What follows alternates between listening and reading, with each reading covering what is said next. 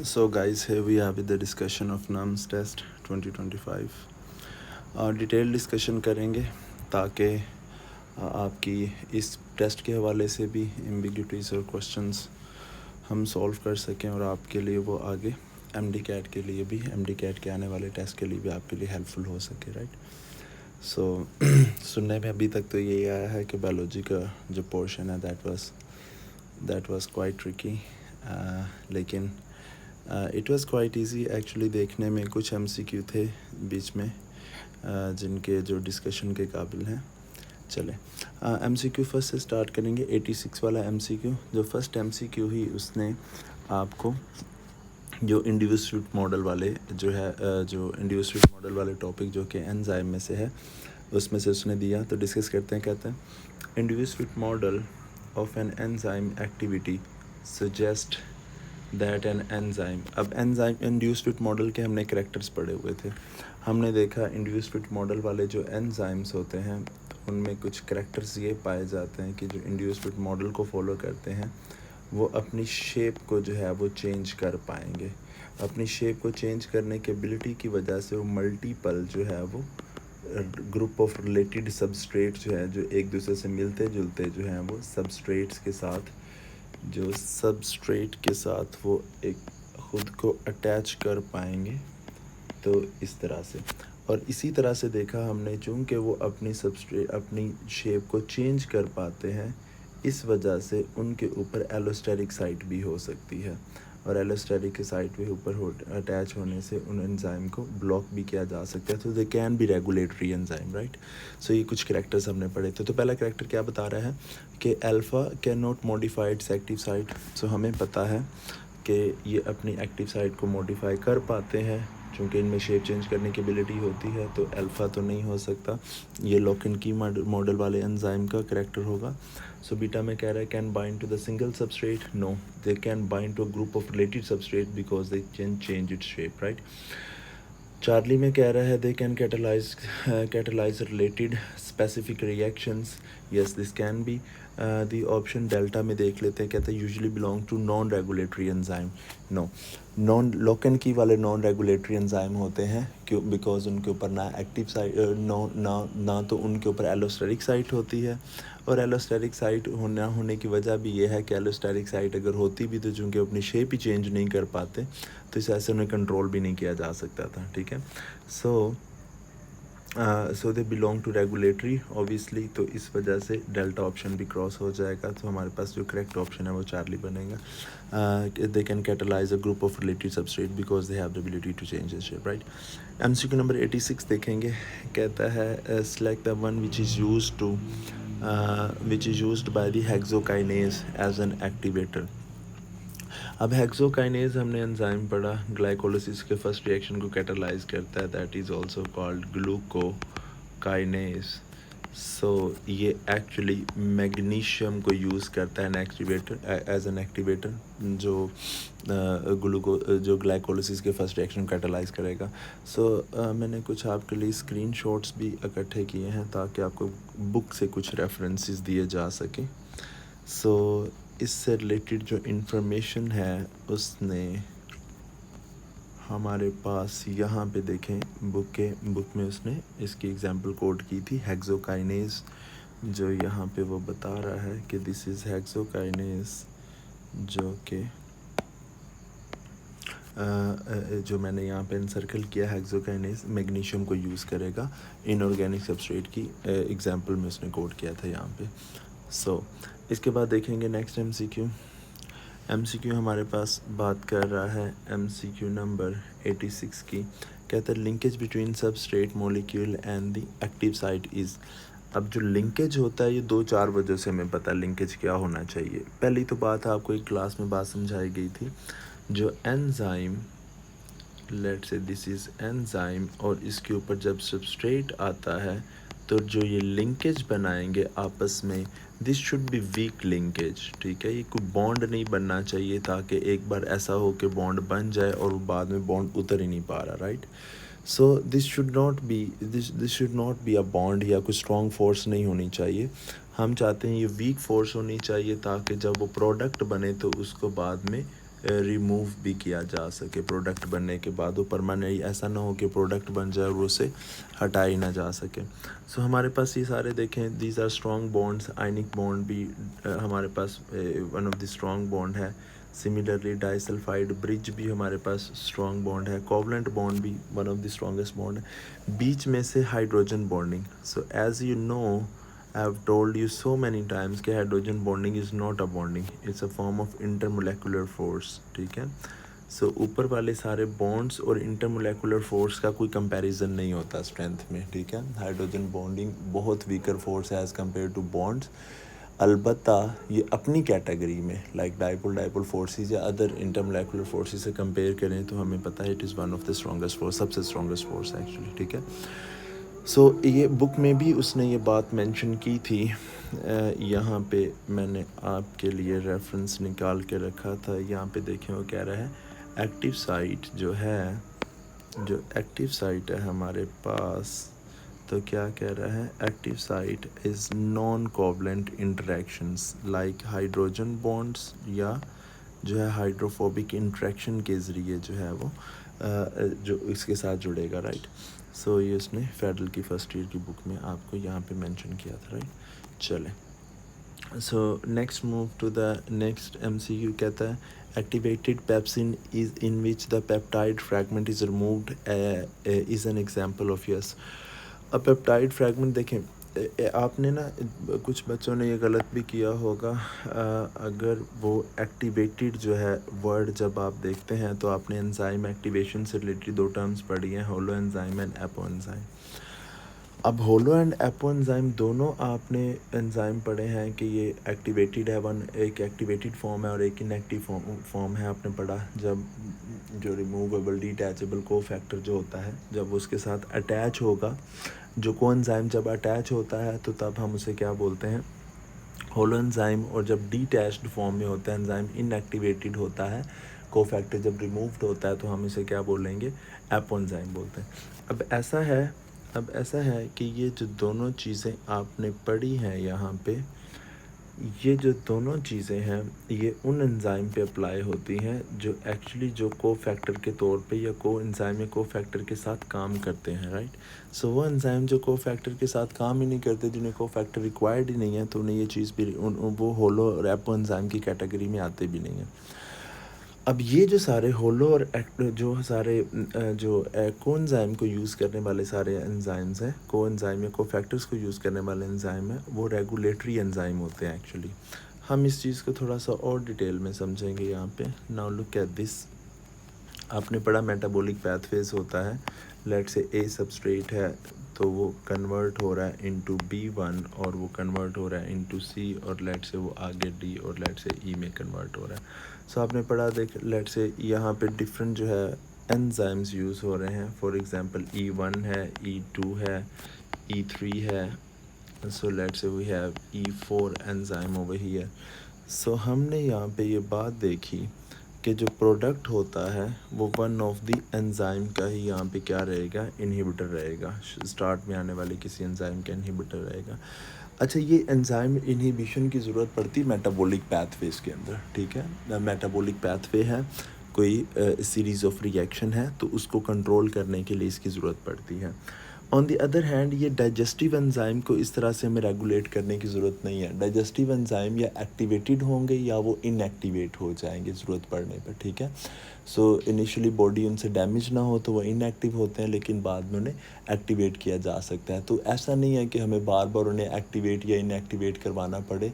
वो सिर्फ जब रिलीज़ किए जाते हैं अपने रिलेटेड ऑर्गन से, जब वो रिलीज़ होते हैं, सेल से रिलीज़ होते हैं, हम तब उन्हें इनएक्टिव रखते हैं। जब वो साइट ऑफ डाइजेशन पे आ जाते हैं तो दे आर एक्टिवेटेड और वो दोबारा इनएक्टिव नहीं किए जाते। और इसके करने का, इनकी एक्टिवेशन और डीएक्टिवेशन का मैकेनिज़्म ये नहीं होता कि इनके साथ को फैक्टर आके अटैच होगा, बल्कि हमने देखा जो ये वाला एंजाइम है इसकी ऊपर एक्टिव साइट को एक फ्रैगमेंट कवर कर रहा होता है, polypeptide. Let's say I am drawing this a polypeptide fragment. So जैसे let's say consider this a pepsin enzyme, तो जैसे ही इसके साथ आके कोई जैसे ये HCl के एक्शन में आएगा तो HCl ये जो फ्रैगमेंट है ये यहाँ से रिमूव करवा देता है। सो यहाँ पे हमारे पास जो इसका सबस्ट्रेट है वो इसके साथ आके अटैच हो पाएगा और एंजाइम एक्टिवेट हो जाएगा। तो आपको ये समझ आई कि ये जो डाइजेस्टिव एंजाइम की एक्टिवेशन, जो inactivation, this is not related to coenzyme, right. ठीक है, ये इनके स्ट्रक्चर में चेंज आता है। स्ट्रक्चर चेंज में आने से मुराद ये है कि इनके ऊपर ये जो पेप्टाइड फ्रैगमेंट रिमूव किया गया है, राइट। ग्लोबुलर स्ट्रक्चर की बात नहीं कर रहे, जो ऊपर एक्स्ट्रा पेप्टाइड फ्रैगमेंट है उसका रिमूवल हुआ तो एंजाइम एक्टिवेट हुआ। अब बुक से थोड़ा सा आपको रेफरेंस दिखाता हूँ, इससे रिलेटेड जो बात की गई वो यहाँ पे कर रहा है, आपने देखा वो यहाँ पे उसने ये बात की है। क्या कह रहा है यहाँ पे ये बात कह रहा है, कहता है on the other hand the enzymes do not require the co-factor can show active और इनएक्टिव स्टेट्स। ये एक्टिव इनएक्टिव स्टेट शो कर सकते हैं, लेकिन ये बार बार शफल नहीं की जा सकती। एक बार एंजाइम इनएक्टिव है तो वो दोबारा एक्टिवेट हो गया तो फिर फर्दर वापस इनएक्टिव नहीं कर पाओगे आप, ठीक है। सो कहते हैं pepsin is an example of such enzyme is secreted digestive stomach inside the state pepsinogen in this state the additional polypeptide, now this is talking about this additional polypeptide fragment attached to its active site do not allow the binding of the substrate, hence remain inactive pepsinogen।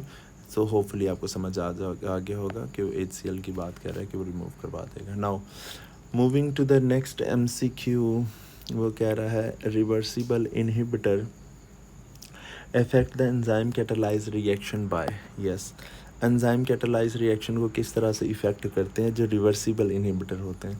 कहते हैं forming the covalent bonds with the active site. आपको पता है ये permanent block हो जाएगा अगर वो उसने कोवलेंट बॉन्ड बना दिया। तो ये इसकी एग्जांपल आपने पढ़ी है साइनाइड, जो परमानेंटली ब्लॉक कर देता है साइटोक्रोम ऑक्सीडेज को, राइट। फिर कहता है destroying the globular structure, no destroying, अगर वो ग्लोबुलर स्ट्रक्चर डिस्ट्रॉय कर दिया तो एंजाइम वापस जो है रिवर्सिबल नहीं हो पाएगा, लाइक वो दोबारा से रीएक्टिवेट नहीं हो पाएगा, उसके फंक्शन रिस्टोर नहीं किया जा सकेगा। तो कहता है अब डिस्ट्रॉइंग द एक्टिव जो ग्लोबुलर स्ट्रक्चर आपने कहाँ पे पढ़ा हुआ था कि आपने एग्जांपल पढ़ी थी, जैसे सिल्वर है, जैसे कॉपर है, जैसे आपने मरकरी की एग्जांपल देखी थी। ये सारे के सारे जो हैवी मेटल्स हैं ये डाइसल्फाइड ब्रिजेस के साथ, थायोल ग्रुप्स के साथ रिएक्ट करके डाइसल्फाइड ब्रिजेस को ब्रेक कर देते हैं। तो आपने पढ़ा था ये इरिवर्सिबल की कैटेगरी में आते हैं, राइट। जब ये सारे जो मेटालिक कैटाइंस हैं ये एंजाइम की ग्लोबुलर स्ट्रक्चर को डिस्ट्रॉय करते हैं, राइट। सो इसके बाद कहता है एक्टिवेटिंग द कैटालिटिक साइट। अब अगर वो कैटालिटिक साइट को एक्टिवेट कर देगा तो एंजाइम जो इनहिबिट तो नहीं होगा ना, तो ये इनहिबिटर है तो ये कैटालिटिक साइट को एक्टिवेशन नहीं करवा पाएगा। चार्ली में करेक्ट ऑप्शन इसका चार्ली होगा, जिसमें बता रहा है कि वीक लिंकेज बनाएगा एंजाइम के साथ जो टेम्परेरीली एंजाइम को ब्लॉक करेंगी, लेकिन later on it can be revived, right. So moving to the next MCQ 91 देखें। कहता what is the medium required for the maximum activity of given enzyme. अब आपको पता है जो पेप्सिन से ही आपको आइडिया हो रहा है कि पेप्सिन एसिडिक pH में काम करता है, ठीक है। तो इन दोनों में से कोई होना चाहिए। अब दूसरी तरफ अगर आप लाइपेज की बात करें तो we have pancreatic lipase enzyme जो कि एक्ट करता है ड्यूडिनम के अंदर। सो हमने पढ़ा ड्यूडिनम के अंदर जो है चूँकि मेजरली जो पैंक्रियाटिक जूस की सिक्रीशन की वजह से उसकी जो pH है वो कितनी हमने पढ़ा 8 to 8.3 हो जाती है, जो कि which is quite basic, right. So it should be the combination Charlie होना चाहिए इसका, जिसमें यहाँ पे बेसिक और यहाँ पे lipase pancreatic lipase basic environment, और जबकि पेप्सिन जो है वो एसिडिक इन्वायरमेंट में काम करेगा। सो आगे देखते हैं MCQ नंबर 92 देखें। कहता है what distinguishes the concept of special creation from the concept of evolution. Now कहते हैं इसमें क्या चीज़ जो है वो डिफ्रेंशिएट कर रही है स्पेशल क्रिएशन को एवोल्यूशन से। नो फर्स्ट MCQ में क्या कह रहा है, फर्स्ट ऑप्शन में कहता है life is not a lift, I guess ये लाइफ लिखना चाह रहा था, life is not the product of the sudden creative act. ना कहते हैं लाइफ जो है वो सडन जो है वो क्रिएटिव एक्ट का ही नतीजा है, अगर हम देखें स्पेशल क्रिएशन को, कि लाइक जिसके मुताबिक जो रिलीजियस व्यू है कि God made all life all of sudden, के एक ही टाइम पे सारी स्पीशीज़ बना के अर्थ के ऊपर उतार दी गई, राइट। सो ये एक्चुअली ये स्पेशल क्रिएशन को ही सपोर्ट कर रहा है MCQ नंबर का 92 का जो फर्स्ट ऑप्शन है, right. Unicellular prokaryotes might be the life ancestors. हमने ये देखा कि एंसेस्टर डिसेंडेंट वाला जो कॉन्सेप्ट है ये तो होता ही किसमें है, एवोल्यूशन के अंदर, तो इस वजह से ये भी अगेन जो है वो ये डिस्टिंग्विशिंग करैक्टर नहीं हो पाएगा।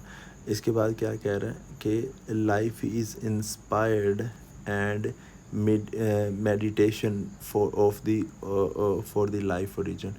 अच्छा, inspiration and meditation for the life origin rely on, या सो कह रहा है कि लाइफ जो रिलाई करती है inspiration and meditation for the living. अब मेडिटेशन का जो इटसेल्फ मतलब होता है दैट मीन्स के एंगेज होना किसी बंदे का इनटू डीप थॉट्स, जो कि ऑफन रिलीजियसली या किसी स्पिरिचुअल पर्पस के लिए किसी स्पिरिचुअल थॉट्स के साथ एंगेज होना, ठीक है। सो मतलब स्पिरिचुअली या रिलीजियसली चीज़ों को जो बायोलॉजिकल प्रॉब्लम्स या वैसे जनरल प्रॉब्लम्स को सॉल्व करने की कोशिश करना, इसे हम मेडिटेशन बोलते होते हैं, ठीक है। अच्छा, इसके बाद लास्ट डेल्टा क्या कह रहा है कि life result from the enumerable changes, के लाइफ जो है वो बहुत सी न्यूमरेबल चेंजेस, छोटी छोटी चेंजेस को करने से हुई है। सो ये वाला जो कॉन्सेप्ट है ये किसको सपोर्ट कर रहा है, डेल्टा इज़ एक्चुअली एवोल्यूशन का आइडिया है कि लाइफ इन्यूमरेबल चेंजेस हैं। बाकी जो हमारे पास के उसने MCQ स्टेटमेंट में पूछा क्या था but distinguishes the concept of special creation from the concept of evolution. So हमने क्या देखा कि जो चार्ली है कि रिलाई अपॉन द इंस्पिरेशन और meditation for the life. So ये Charlie should be the correct option, कि ये मतलब रिलीजियस या स्पिरिचुअल व्यू से हम इस चीज़ को फिगर आउट करने की कोशिश करते हैं। बाकी जो सारे हमारे पास जो है वो जो बाकी सारे MCQ हैं, अल्फ़ा है, बीटा है या डेल्टा है, ये सारे जो हैं वो अल्फ़ा जो वैसे ही अगेंस्ट द स्पेशल क्रिएशन है, और बीटा और जो चार्ली हैं ये सपोर्ट कर रहे हैं एवोल्यूशन को, राइट। आगे देखें 93 कहते हैं which one of the following idea is the part of Lamarckism. अब लामार्किज्म किसको सपोर्ट करते थे, like use and disuse of organ को उन्होंने बोला। अब नीचे वाले देखें सारे जो है survival of the fittest, origin of species and variation, ये सारे डार्विनियन आइडियाज़ हैं, राइट। जो अल्फ़ा ऑप्शन है use and disuse of organ, so we know के लामार्क जो है use and disuse of organ and inheritance of acquired character जो है उनके दो बेसिक पॉइंट्स थे। 94 देखेंगे कहता है choose the correct pair of homology. अब होमोलॉगस ऑर्गन्स हम किन्हें कहते हैं, होमोलॉगस ऑर्गन्स हमने देखा था क्या होना चाहिए, ऐसे ऑर्गन्स जिनका सेम स्ट्रक्चर लेकिन जो डिफरेंट फंक्शन होता है, सेम स्ट्रक्चर और डिफरेंट क्या फंक्शन होना चाहिए। अब यहाँ पे आपने मल्टीपल टाइम एग्जांपल पढ़ी है, जैसे ये फिशेस की, जो बर्ड्स की 4 लिम्स की और फिन्स ऑफ द वेल्स के दोनों में जो सिमेट्री ऑफ बोन हमने देखा था वो सेम था, तो सेम स्ट्रक्चर था, सेम सिमेट्री ऑफ बोन, लेकिन जो दोनों का फंक्शन डिफरेंट था, ठीक है। जो वेल है वो इसे स्विम कर रही है, ठीक है, इसका स्विमिंग में इसमें यूज़ करना स्टार्ट कर दिया, जबकि बर्ड्स ने उसे फ्लाई करने के लिए इस्तेमाल कर दिया। सो डिफरेंट फंक्शन है। बाकी भी MCQ बाकी भी ऑप्शन इसके डिस्कस कर लेते हैं। क्या कह रहा है MCQ अल्फ़ा में कह रहा है कि wings of the birds and the wings of the butterfly, wings of the birds, और दूसरा कह रहा है कि विंग्स ऑफ द बटरफ्लाई। अब हमने क्या देखा, जो बटरफ्लाई के विंग्स हैं वो केराटिन प्रोटीन के बने हैं, ठीक है, इंसेक्ट है चूँकि। दूसरा हमने विंग्स ऑफ द बर्ड्स में देखा फेदर से बने हैं, तो डिफरेंट स्ट्रक्चर डिफरेंट है, दोनों के फंक्शन सेम है। Leaves of the pine, pine plant का लीव जो है वो इस तरह नीडल लाइक होता है। कैक्टस के या तो लीव होते ही नहीं, अगर होते भी हैं तो वो इस तरह से कुछ लार्ज सरफेस एरिया, अक्सर उनका सरफेस एरिया इस तरह से मोटे हो सकते हैं लीव्स, और थिक लीव्स होते हैं, और उनके ऊपर स्टोमेटा की क्वांटिटी बहुत कम होती है, और क्यूटिकल काफ़ी थिक होती है, ठीक है। सरफेस एरिया तो ओबियसली हम लार्ज नहीं कहेंगे, लेकिन वो हम इस तरह से कह सकते हैं कि वो उनकी दो दो डिस्टिंग्विशिंग सरफेसेस नहीं होती हैं, ठीक है। खैर इन शॉर्ट बात ये है कि दोनों का स्ट्रक्चर जो है वो शेप में दोनों डिफरेंट है, ठीक है। आप एक नीडल लाइक लीफ देख लें किसी पाइन प्लांट का, और आप किसी एलोवेरा का लीफ देख लें, ठीक है, दे आर क्वाइट डिफरेंट एक दूसरे से, लेकिन दोनों का फंक्शन सेम है, फोटोसिंथेसिस, ठीक है। इस वजह से देखें MCQ नंबर जो डेल्टा इसका ऑप्शन देखें, कहता है गिल्स ऑफ द फिश, और साथ कह रहा है lungs of human. Again very different structure, लेकिन दोनों का गैसेस एक्सचेंज सेम फंक्शन है। सो ये सारे एनालोगस ऑर्गन है, beta should be the correct one, जो कि एनालोगस होमोलोगस ऑर्गन को एक्सप्लेन कर, राइट। 95 देखेंगे, कहता है which chronological sequence is correct among the classes of vertebrate as the evidence of evolution. अब हमने ये क्वाइट सिंपल MCQ, आपने काफ़ी बार ये बात पढ़ी कि जो फिशेस हैं, चार्ली ऑप्शन देखें, जो फिशेस हैं वो आगे एम्फीबियंस, और एम्फीबियंस आगे रेप्टाइल्स, और रेप्टाइल्स आगे, रेप्टाइल्स एक्चुअली दोनों में इवॉल्व हुए, रेप्टाइल से ही आगे मैमल्स, और रेप्टाइल से ही बर्ड्स दोनों इवॉल्व हुए, तो Charlie should B correct option. अच्छा, नेक्स्ट कह रहा है 96 MCQ देखेंगे। 96 MCQ में क्या उसने बताया, कहते हैं reduction of the population, we can see some of the text. So I will assume कि इसने लिखा है reduction of the population, and reduction शायद लिखा होगा कि specific alleles and genotype due to the natural disaster, या कहते हैं पॉपुलेशन में जो रिडक्शन होती है नेचुरल डिज़ास्टर से, ये इनमें से विच one of the following effect है। अच्छा, अब थोड़ा सा ये आउट ऑफ सिलेबस MCQ है, MD कैट के सिलेबस में खैर ये शामिल नहीं है, जेनेटिक ड्रिफ्ट वाला टॉपिक मैं आपको थोड़ा सा गाइड कर देता हूँ। जो जेनेटिक ड्रिफ्ट वाला जो टॉपिक है, उसमें उसने बताया कि हम एक पढ़ते हैं bottle neck effect. What do you mean by bottle नेक? हम इसको अगर एज्यूम करें एक पॉपुलेशन को लाइक अ बॉटल, तो बॉटल का जो बेस है ये रिप्रेजेंट कर रहा है नंबर ऑफ़ इंडिविजुअल को एक पॉपुलेशन में डिज़ास्टर से पहले। हमने देखा लेट से एक 100 तरह के 100 लोग हैं before the disaster, 100 people in a population.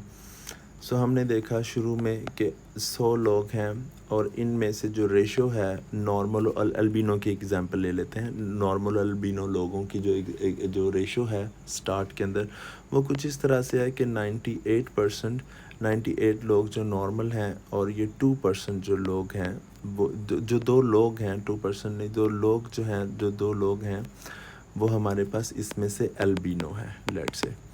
अब होगा क्या कि लेट से कोई नेचुरल कैलेमिटी हुई, ये जो बेस है, जो बॉटल की जो बेस है, ये रिप्रेजेंट कर रही है this density, this overall volume of this species, volume of this population. Let say कि इसमें 100 इंडिविजुअल है, कहता है कोई नेचुरल कैलेमिटी होती है, लेट से वहाँ पे कोई सुनामी आ जाए, ठीक है।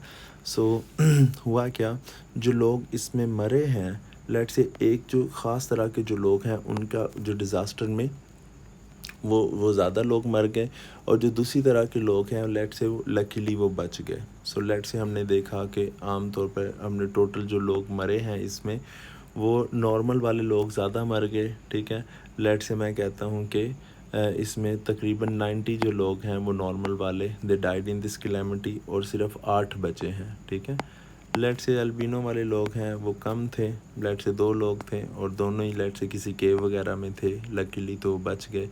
अब जो ये वाला जो बॉटल नेक है, ये शो करता है कि जो ओवरऑल जो पॉपुलेशन का जो वॉल्यूम है वो जो रिड्यूस हुआ है।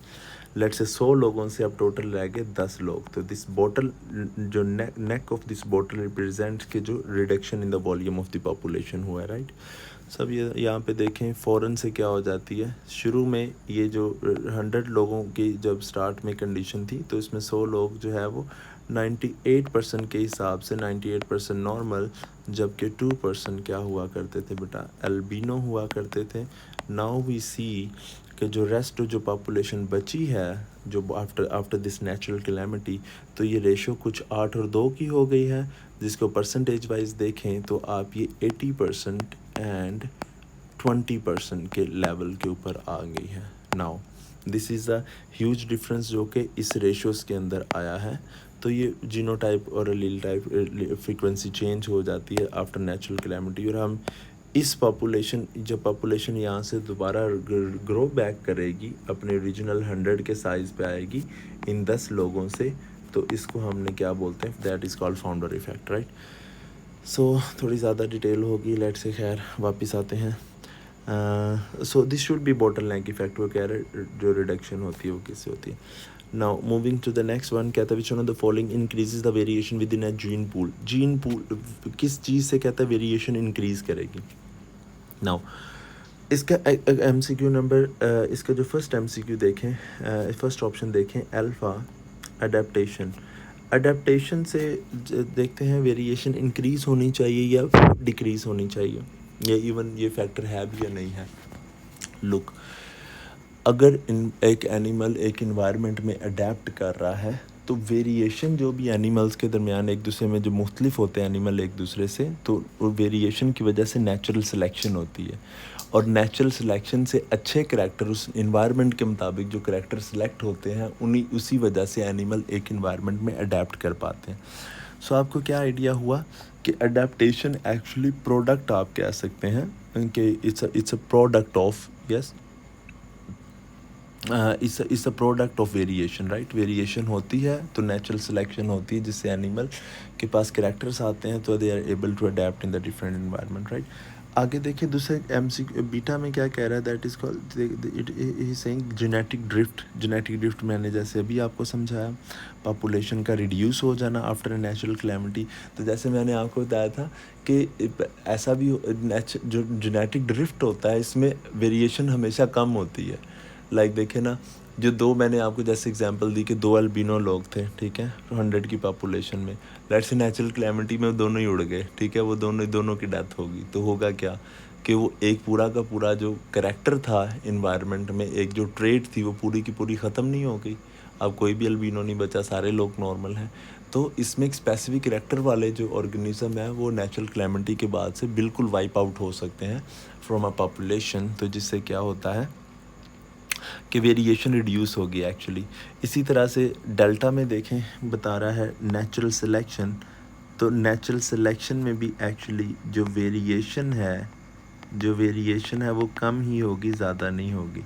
कैसे कि जब आपके पास वैरायटी ऑफ कैरेक्टर हैं, ठीक है, उनमें से एक कैरेक्टर जो है बार बार सिलेक्ट हो रहा है, लेट्स से जिराफ जो है लॉन्ग नेक वाला जिराफ बार बार सिलेक्ट हो रहा है, शॉर्ट नेक वाले ख़त्म होते जा रहे हैं। तो शॉर्ट नेक वाले जो जिराफ ख़त्म होने से हम यही कहेंगे ना वेरिएशन कम होती जा रही है, सिर्फ लॉन्ग नेक वाले आ रहे हैं, ठीक है। सो इसी तरह से ये भी कम कर पाएगा। सो हमारे पास जो करेक्ट ऑप्शन बचेगा that should be Charlie, right. Next देखें जेनेटिक म्यूटेशन, थोड़ा डिस्कस कर लेते हैं। आपने देखा चेंज इन द DNA जो अल्टीमेट सोर्स है किसी भी पॉपुलेशन में न्यू करैक्टर के आने का, ठीक है, that is called genetic mutation, उसको बोलते होते हैं, ठीक है। लेकिन this is the ultimate source, ठीक है, जो कि पॉपुलेशन में चेंज आ सकता है, राइट। लेकिन कहता है जो जेनेटिक जो मियोसिस है उसके बाद वो जेनेटिक रिकम्बिनेशन कॉज करती है, यानी जो न्यू करैक्टर प्रोड्यूस होगा उसके डिफरेंट दूसरे एनिमल्स के करैक्टर के साथ डिफरेंट कम्बिनेशंस प्रोड्यूस करती है, ठीक है। खैर ये लंबी बात है। आगे देखें 98 देखेंगे, कहता है identify the location of the mitral valve in the human heart. तो मिट्रल वाल्व हम बाइकस्पिड वाल्व को बोलते हैं, जो कि हमारे पास लेफ़्ट जो है एट्रियम एंड लेफ़्ट वेंट्रिकल में पाया जाता है। इन्फॉर्मेशन बेस्ड है, I am not going in detail, पता है आपको। आगे 99 देखें, कहता है which one of the following components are both present in the blood and the lymph.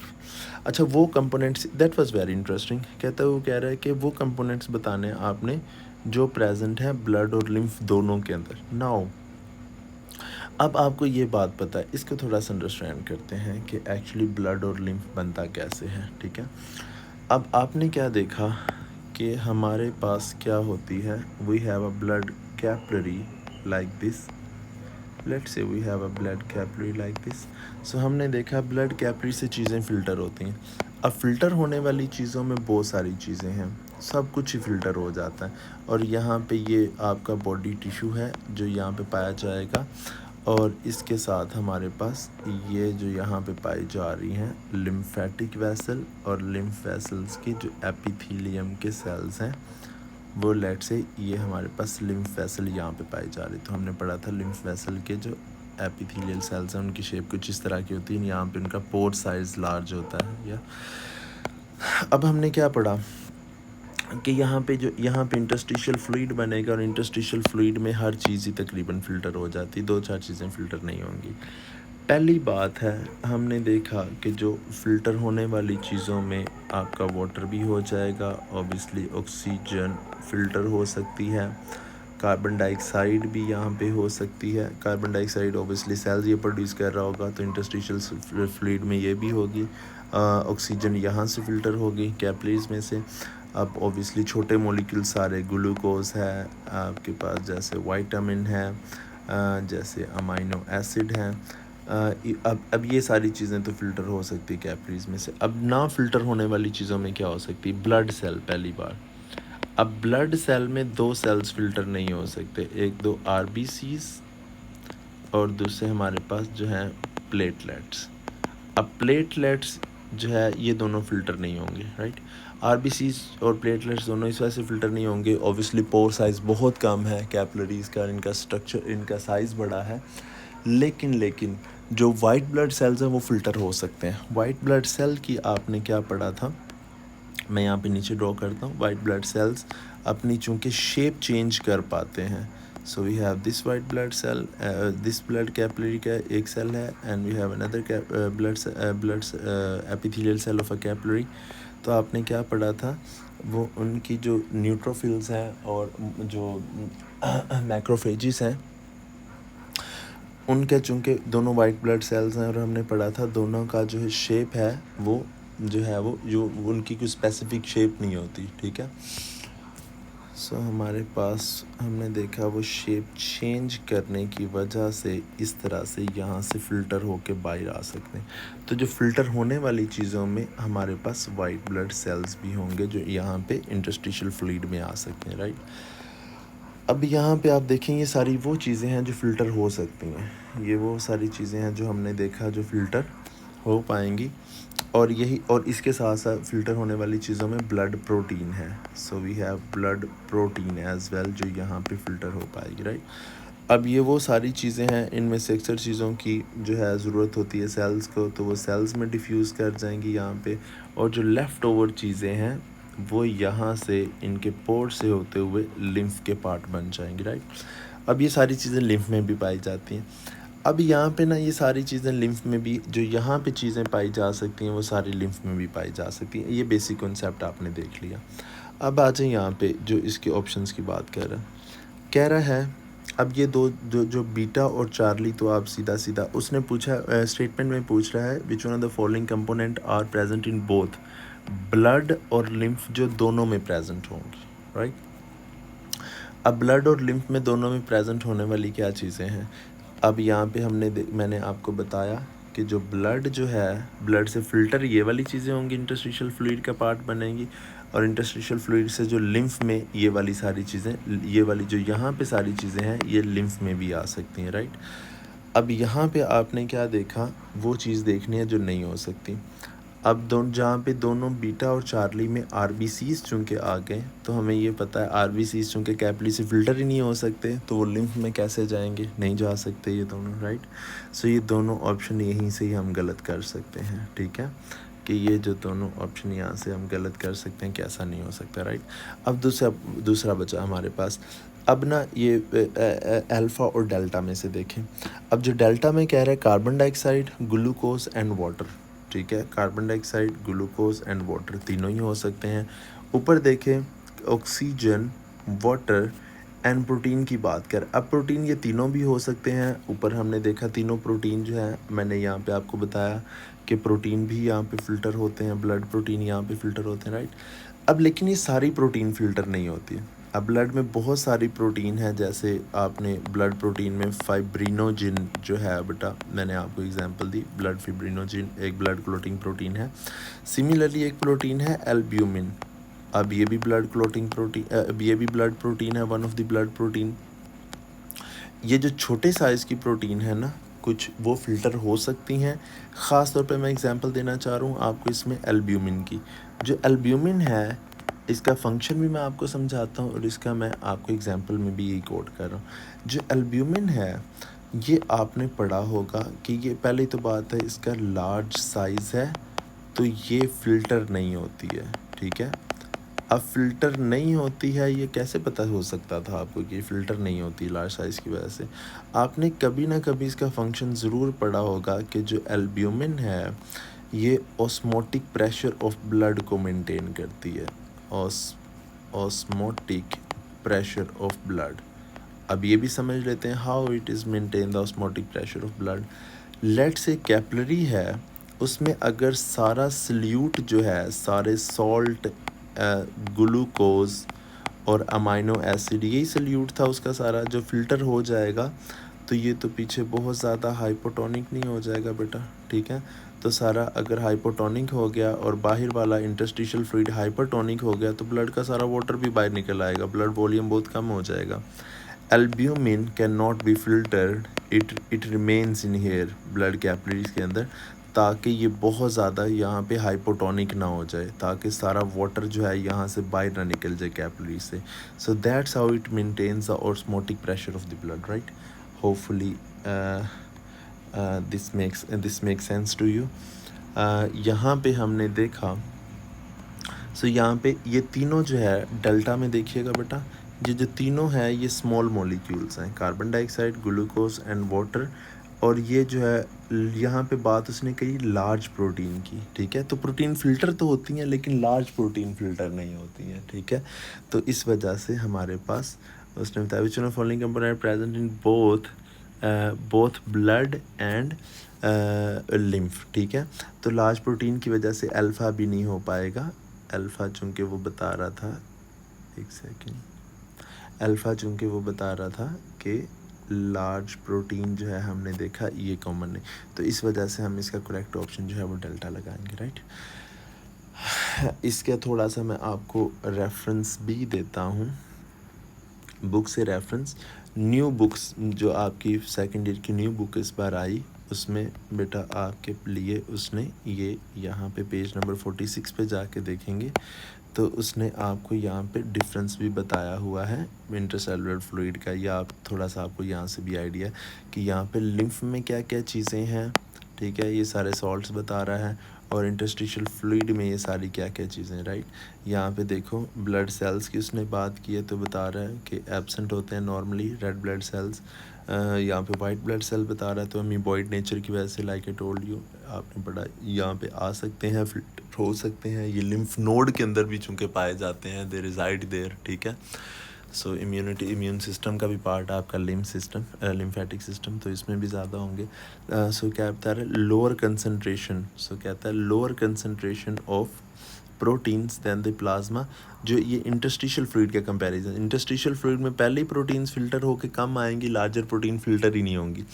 और फिर जो वो वाली प्रोटीन जो इंटरस्टिशियल फ्लूइड में आई हैं उनमें से अक्सर प्रोटीन वापस ब्लड में ही चली जाएंगी, कुछ प्रोटीन जो है वो कहता है आगे लिम्फ में भी आ जाएंगी, तो that's why they have lower concentration of lymph protein, ठीक है। सो यहाँ से भी आपको आइडिया हो रहा है ये सारी चीज़ें इसके अंदर पाई जा रही हैं, ठीक है। चलें जी,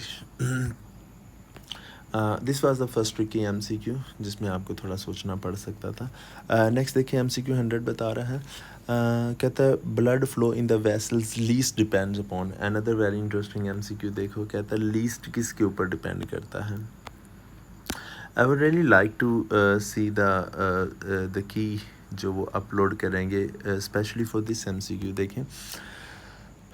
अच्छा देखें यहाँ पे उसने क्या बात की, कहता है कि द टोटल क्रॉस सेक्शन किस किस के ऊपर डिपेंड करता है। अब ये टोटल क्रॉस सेक्शनल एरिया का तो कोई डाउट ही नहीं है, there is no doubt about it कि टोटल क्रॉस सेक्शनल एरिया के पे ऊपर डिपेंड करता है।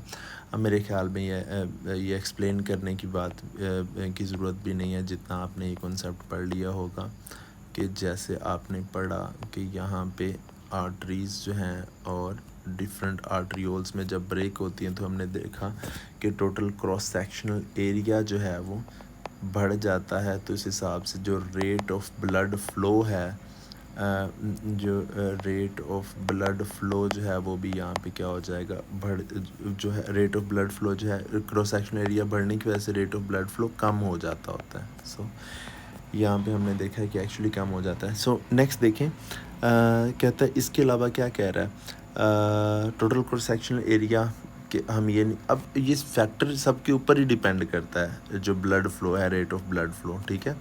लेकिन वो कह रहे हैं लीस्ट किसके ऊपर डिपेंड करता है। सो क्रॉस सेक्शनल एरिया तो सब मेजर फैक्टर होता है कि हमने देखा ये इतना बड़ा फैक्टर है कि आपकी न्यू फेडरल की बुक में उसने ज़िक्र भी किया है, ओल्ड में भी बताया होगा, सेकंड ईयर की बुक में उसने न्यू फेडरल में ज़िक्र किया। कहता है कि एओर्टा के अंदर जो ब्लड फ्लो है दैट इज़ 30 सेंटीमीटर पर सेकेंड, और ये एओर्टा की बात कर रहा है। और कहता है कैपिलरीज़ में आते आते वो जो प्रेशर है, जो रेट ऑफ ब्लड फ्लो है वो कितना हो जाता है। कहता है इट इज़ जो कहता है कैपिलरीज़ के अंदर इट इज़ 0.26 मीटर्स सेंटीमीटर्स पर second. Now look at this huge difference कि एओर्टा के अंदर 30 सेंटीमीटर पर सेकेंड और कैपिलरीज़ के अंदर इवन 1 सेंटीमीटर का भी चौथा हिस्सा है, ठीक है, 0.26 सेंटीमीटर पर second. So it's a huge difference. So आपको आइडिया होता है ये सबसे मेजर फैक्टर है, ठीक है, जो यहाँ पे पाया जाता है। अच्छा आगे देखें, दूसरा कह रहा है ब्लड प्रेशर के ऊपर ये डिपेंड करता है। आपने if I am not wrong आपने शायद बर्नौलीज़ इक्वेशन में ये बात पढ़ी है, ठीक है। Please correct me in the comments if you have some if you want to correct me on this. लेकिन आई गेस जो आपने ये बात है जो ब्लड प्रेशर का और जो है स्पीड का, किसी भी फ्लूइड के प्रेशर और स्पीड का जो है इनवर्स रिलेशन होता है, राइट। सो ऐसा है कि जब भी कहीं कहीं से फ्लूइड जो है वो फास्टर ट्रैवल करता है तो आपने देखा वहाँ पे प्रेशर जो है कम हो जाता है, ठीक है। और अगर जो फ्लूइड की जो स्पीड जो प्रेशर जो अगर speed of rate of blood flow है अगर वो स्लो है तो वहाँ पे क्या हो जाएगा, जो प्रेशर है वो बढ़ जाएगा, ठीक है। अगर स्पीड स्लो है तो यहाँ पे प्रेशर जो है वो बढ़ जाएगा, राइट। सो ऑब्वियसली ये फैक्टर है, ठीक है। लेकिन हमने ढूंढना है कि लीस्ट फैक्टर कौन सा होगा। अब मुझे इनमें हार्ट बीट एक बड़ा फैक्टर लग रहा है, ठीक है। आपको इस चीज़ का आइडिया होगा जो कि हार्ट बीट जो है वो एक मेजर फैक्टर रहता है कि हार्ट बीट जितनी तेज़ होगी ऑब्वियसली ब्लड उतनी जो है वो तेज़ी से फ़्लो करेगा, बस भी ये कॉमन सेंस की बात है, ठीक है। अब बाकी जो है हमने नैरो डाउन करके से बीटा और चार्ली पे आ सकते हैं कि it should be between blood pressure या स्केलेटल मसल की कॉन्ट्रैक्शन। अब स्केलेटल मसल की कॉन्ट्रैक्शन जो है हमने पढ़ा हुआ है कि जो स्केलेटल आपकी लेग्स के मसल हैं ये उनके पेरिफेरल हार्ट के तौर पर काम करते हैं, दे पुश द ब्लड, ठीक है, आपके बॉडी के अपर बॉडी की साइड पे। लेकिन जो है दूसरी तरफ हमने देखा कि क्या ये इतना बड़ा फैक्टर है कि ब्लड प्रेशर को बीट कर पाएगा। इन माय ओपिनियन जो स्केलेटल मसल की कॉन्ट्रैक्शन है यही सबसे लीस्ट फैक्टर होना चाहिए। इसकी एक वजह ये भी है कि जो ब्लड प्रेशर वाला फैक्टर है, ठीक है, हमें कोई न्यूमेरिक वैल्यू का पता होना चाहिए था कि कंपेयर करने के लिए कि ब्लड जो प्रेशर जो ये कितना इम्पैक्ट करता है ब्लड का प्रेशर जो वेलोसिटी के ऊपर, ठीक है। अनफॉर्चुनेटली हमारी बुक में उसमें कोई न्यूमेरिक वैल्यू नहीं दी गई कंपैरिजन के लिए कि हम मेजर कर सकते हैं कितना बड़ा फैक्टर है ब्लड के हिसाब से। लेकिन जो स्केलेटल मसल की कॉन्ट्रैक्शन है ये एक फैक्टर, इसको आप कंपेयर कर सकते हैं स्लीपिंग के साथ कि जब आप सो रहे होते हैं तो आपका जो ब्लड फ्लो है, रेट ऑफ ब्लड फ्लो है, आपके सारे मसल रिलैक्स हैं उस टाइम पे, वो जो रेट ऑफ ब्लड फ्लो है उसमें उतना ज़्यादा चेंज नहीं आएगा जब आप उठे हुए हैं और या आप स्टैंडिंग पोजीशन में हैं, ठीक है।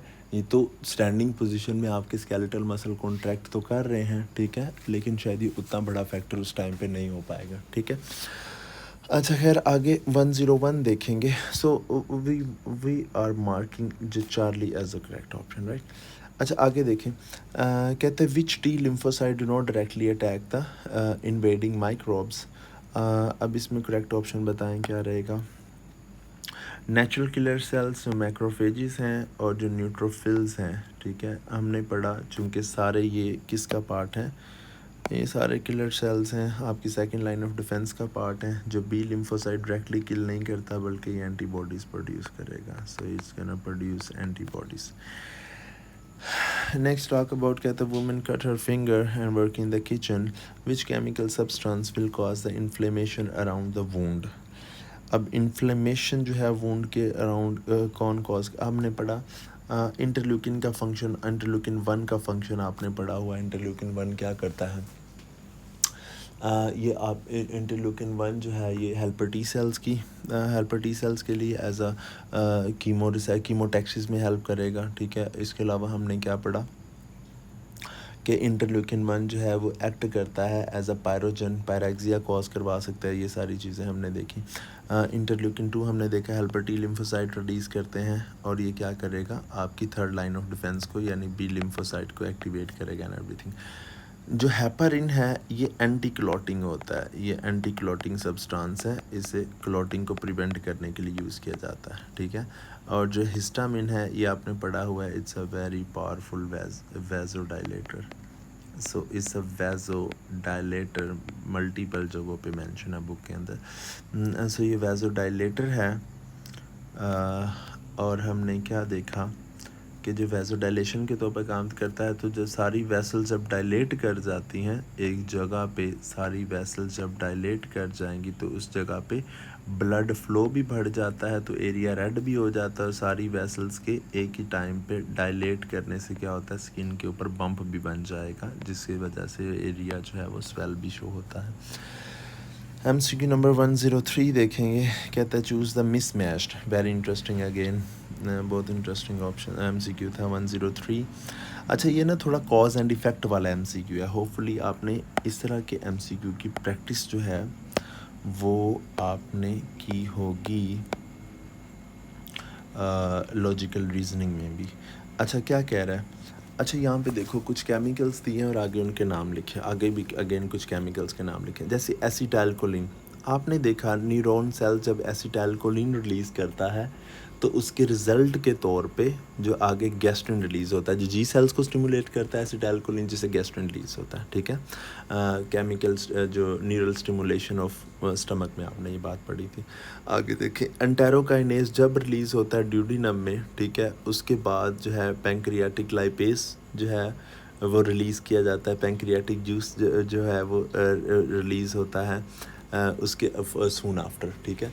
अब ये देखें जैसे ही स्टमक से फूड जब मूव करेगी ड्यूडिनम के अंदर, तो ड्यूडिनम के अंदर आपने पढ़ा SI&K सेल्स होते हैं जो कि सिक्रेटिन वगैरह और गैस्ट्रिक इनहिबिटरी पॉलीपेप्टाइडेज, और हमने क्या पढ़ा तीसरा हार्मोन CCK कोलिसिस्टोकाइनिन, ये तीनों हार्मोन रिलीज़ करते हैं। और ये और साथ में एक्सोक्राइन फंक्शन के तौर पर ड्यूडिनम साथ में कौन सा रिलीज़ करेगा, एंटेरोकाइनेज, राइट। सो एंटेरोकाइनेज रिलीज़ हो गया जैसे ही ये तीनों हार्मोन रिलीज़ हो गए और एंटेरोकाइनेज रिलीज़ हो गया जैसे स्टमक से फूड आई आपकी ड्यूडिनम के अंदर। सो जैसे ड्यूडिनम के अंदर फूड आई है तो एंटेरोकाइनेज रिलीज़ हो गया और साथ में हार्मोन रिलीज़ हुए। ये जो हार्मोन है ये जाके इन्फ्लुएंस करेंगे, इफ़ेक्ट करेंगे किसको, आपके लिवर और पैंक्रियास को, और उसके फ़ौरन बाद जो पैंक्रियाटिक सारे एंजाइम रिलीज़ हो जाएंगे जिसमें पैंक्रियाटिक लाइपेज भी होगा। सो ये अगेन आपको थोड़ा कॉज एंड इफ़ेक्ट वाला पैटर्न समझ आ रहा है कि ये कॉज बनता है जिसके इफ़ेक्ट के तौर पे ये रिलीज़ होता है, और जब ये रिलीज़ होगा तो वहाँ पे इफ़ेक्ट के तौर पे ये रिलीज़ हो जाएगा, राइट। इसी तरह से आपने पढ़ी जब भी इमल्सिफिकेशन किसको रिप्रेजेंट कर, जब भी इमल्सिफिकेशन होगी तो इसके इफ़ेक्ट के तौर पे क्या आ जाएगा, फैट ड्रॉपलेट रिलीज़ होंगे, ठीक है। लेकिन ये मिसमैच है, जब काइलोमाइक्रॉन्स हैं तो इसका कार्बोहाइड्रेट से और इसका जो कार्बोहाइड्रेट से और इसका कोलेस्ट्रॉल से कोई मैच नहीं बनता। अब हमने देखा काइलोमाइक्रॉन्स क्या होते हैं। सो काइलोमाइक्रॉन्स हम स्टडी कर रहे थे क्लास में भी, काइलोमाइक्रॉन्स किन्हें कहेंगे हमने देखा जो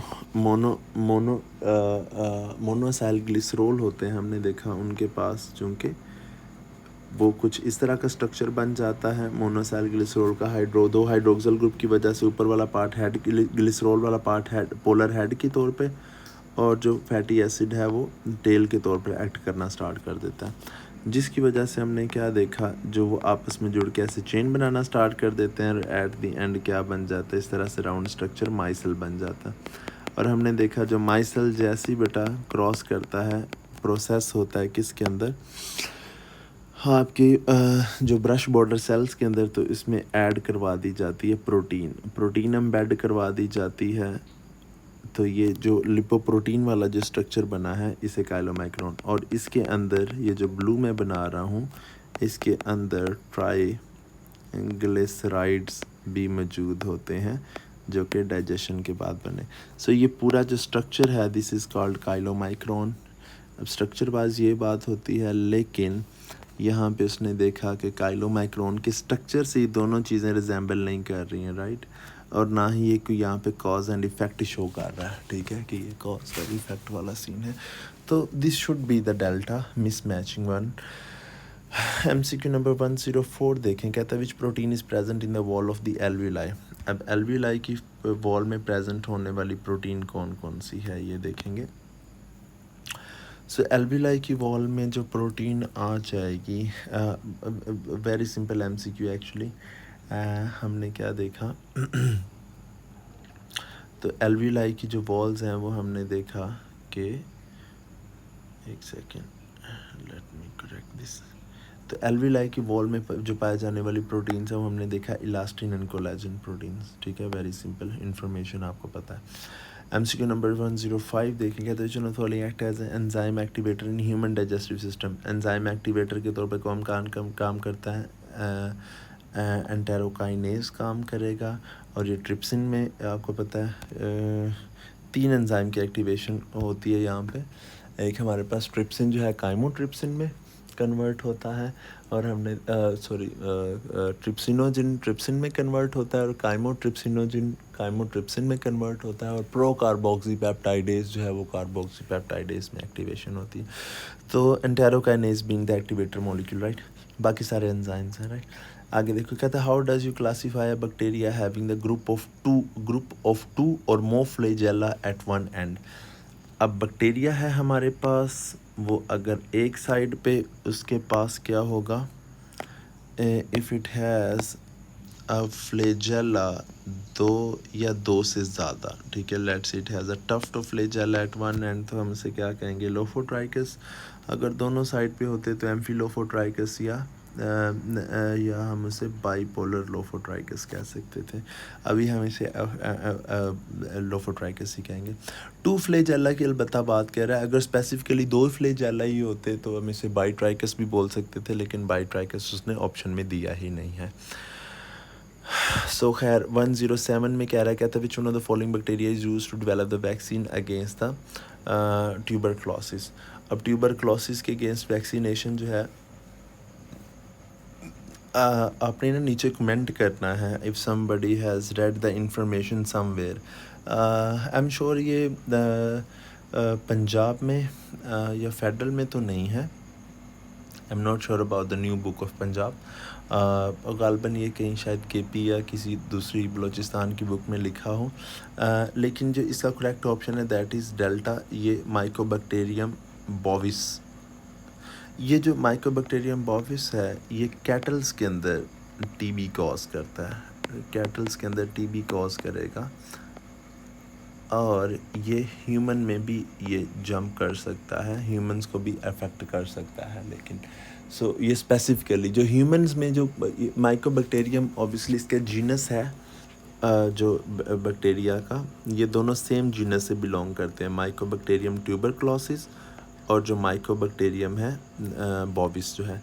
जो माइकोबैक्टीरियम ट्यूबरक्लोसिस है स्पेसिफिक फॉर ह्यूमंस है, और जो माइकोबैक्टीरियम बोविस है इट्स स्पेसिफिकली ये हो स्पेसिफिक नहीं है, ये कैटल्स में भी कॉज करता है, ह्यूमन में भी कॉज कर सकता है, और वैक्सीन में एक्चुअली इसको यूज़ किया जाता है, इसके एटीन्यूएटेड बैक्टीरियाज को, राइट।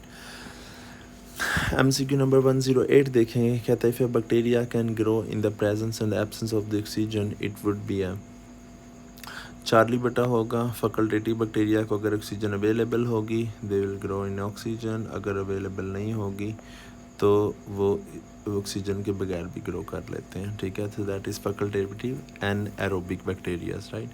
माइक्रो एलोफिलिक जिन्हें लिटिल ऑक्सीजन रिक्वायर्ड होती है। ओल्ड पंजाब की बुक में आप बेटा देखोगे छोटा सा बॉक्स बना हुआ है बैक्टीरिया वाले चैप्टर में, तो उसमें ये तीनों चारों उसने टाइप्स बताई हैं एरोफिलिक, ठीक है, माइक्रो एरोफिलिक, एरोबिक, एनारोबिक और फैकल्टेटिव, और आगे एग्जांपल्स भी लिखी हैं, वहाँ से आप रेफ़र कर सकते हैं। 109 में कह रहा है, कहता है which testicular cell in a human with the high male testosterone with the high male testosterone level will start the androgen activity.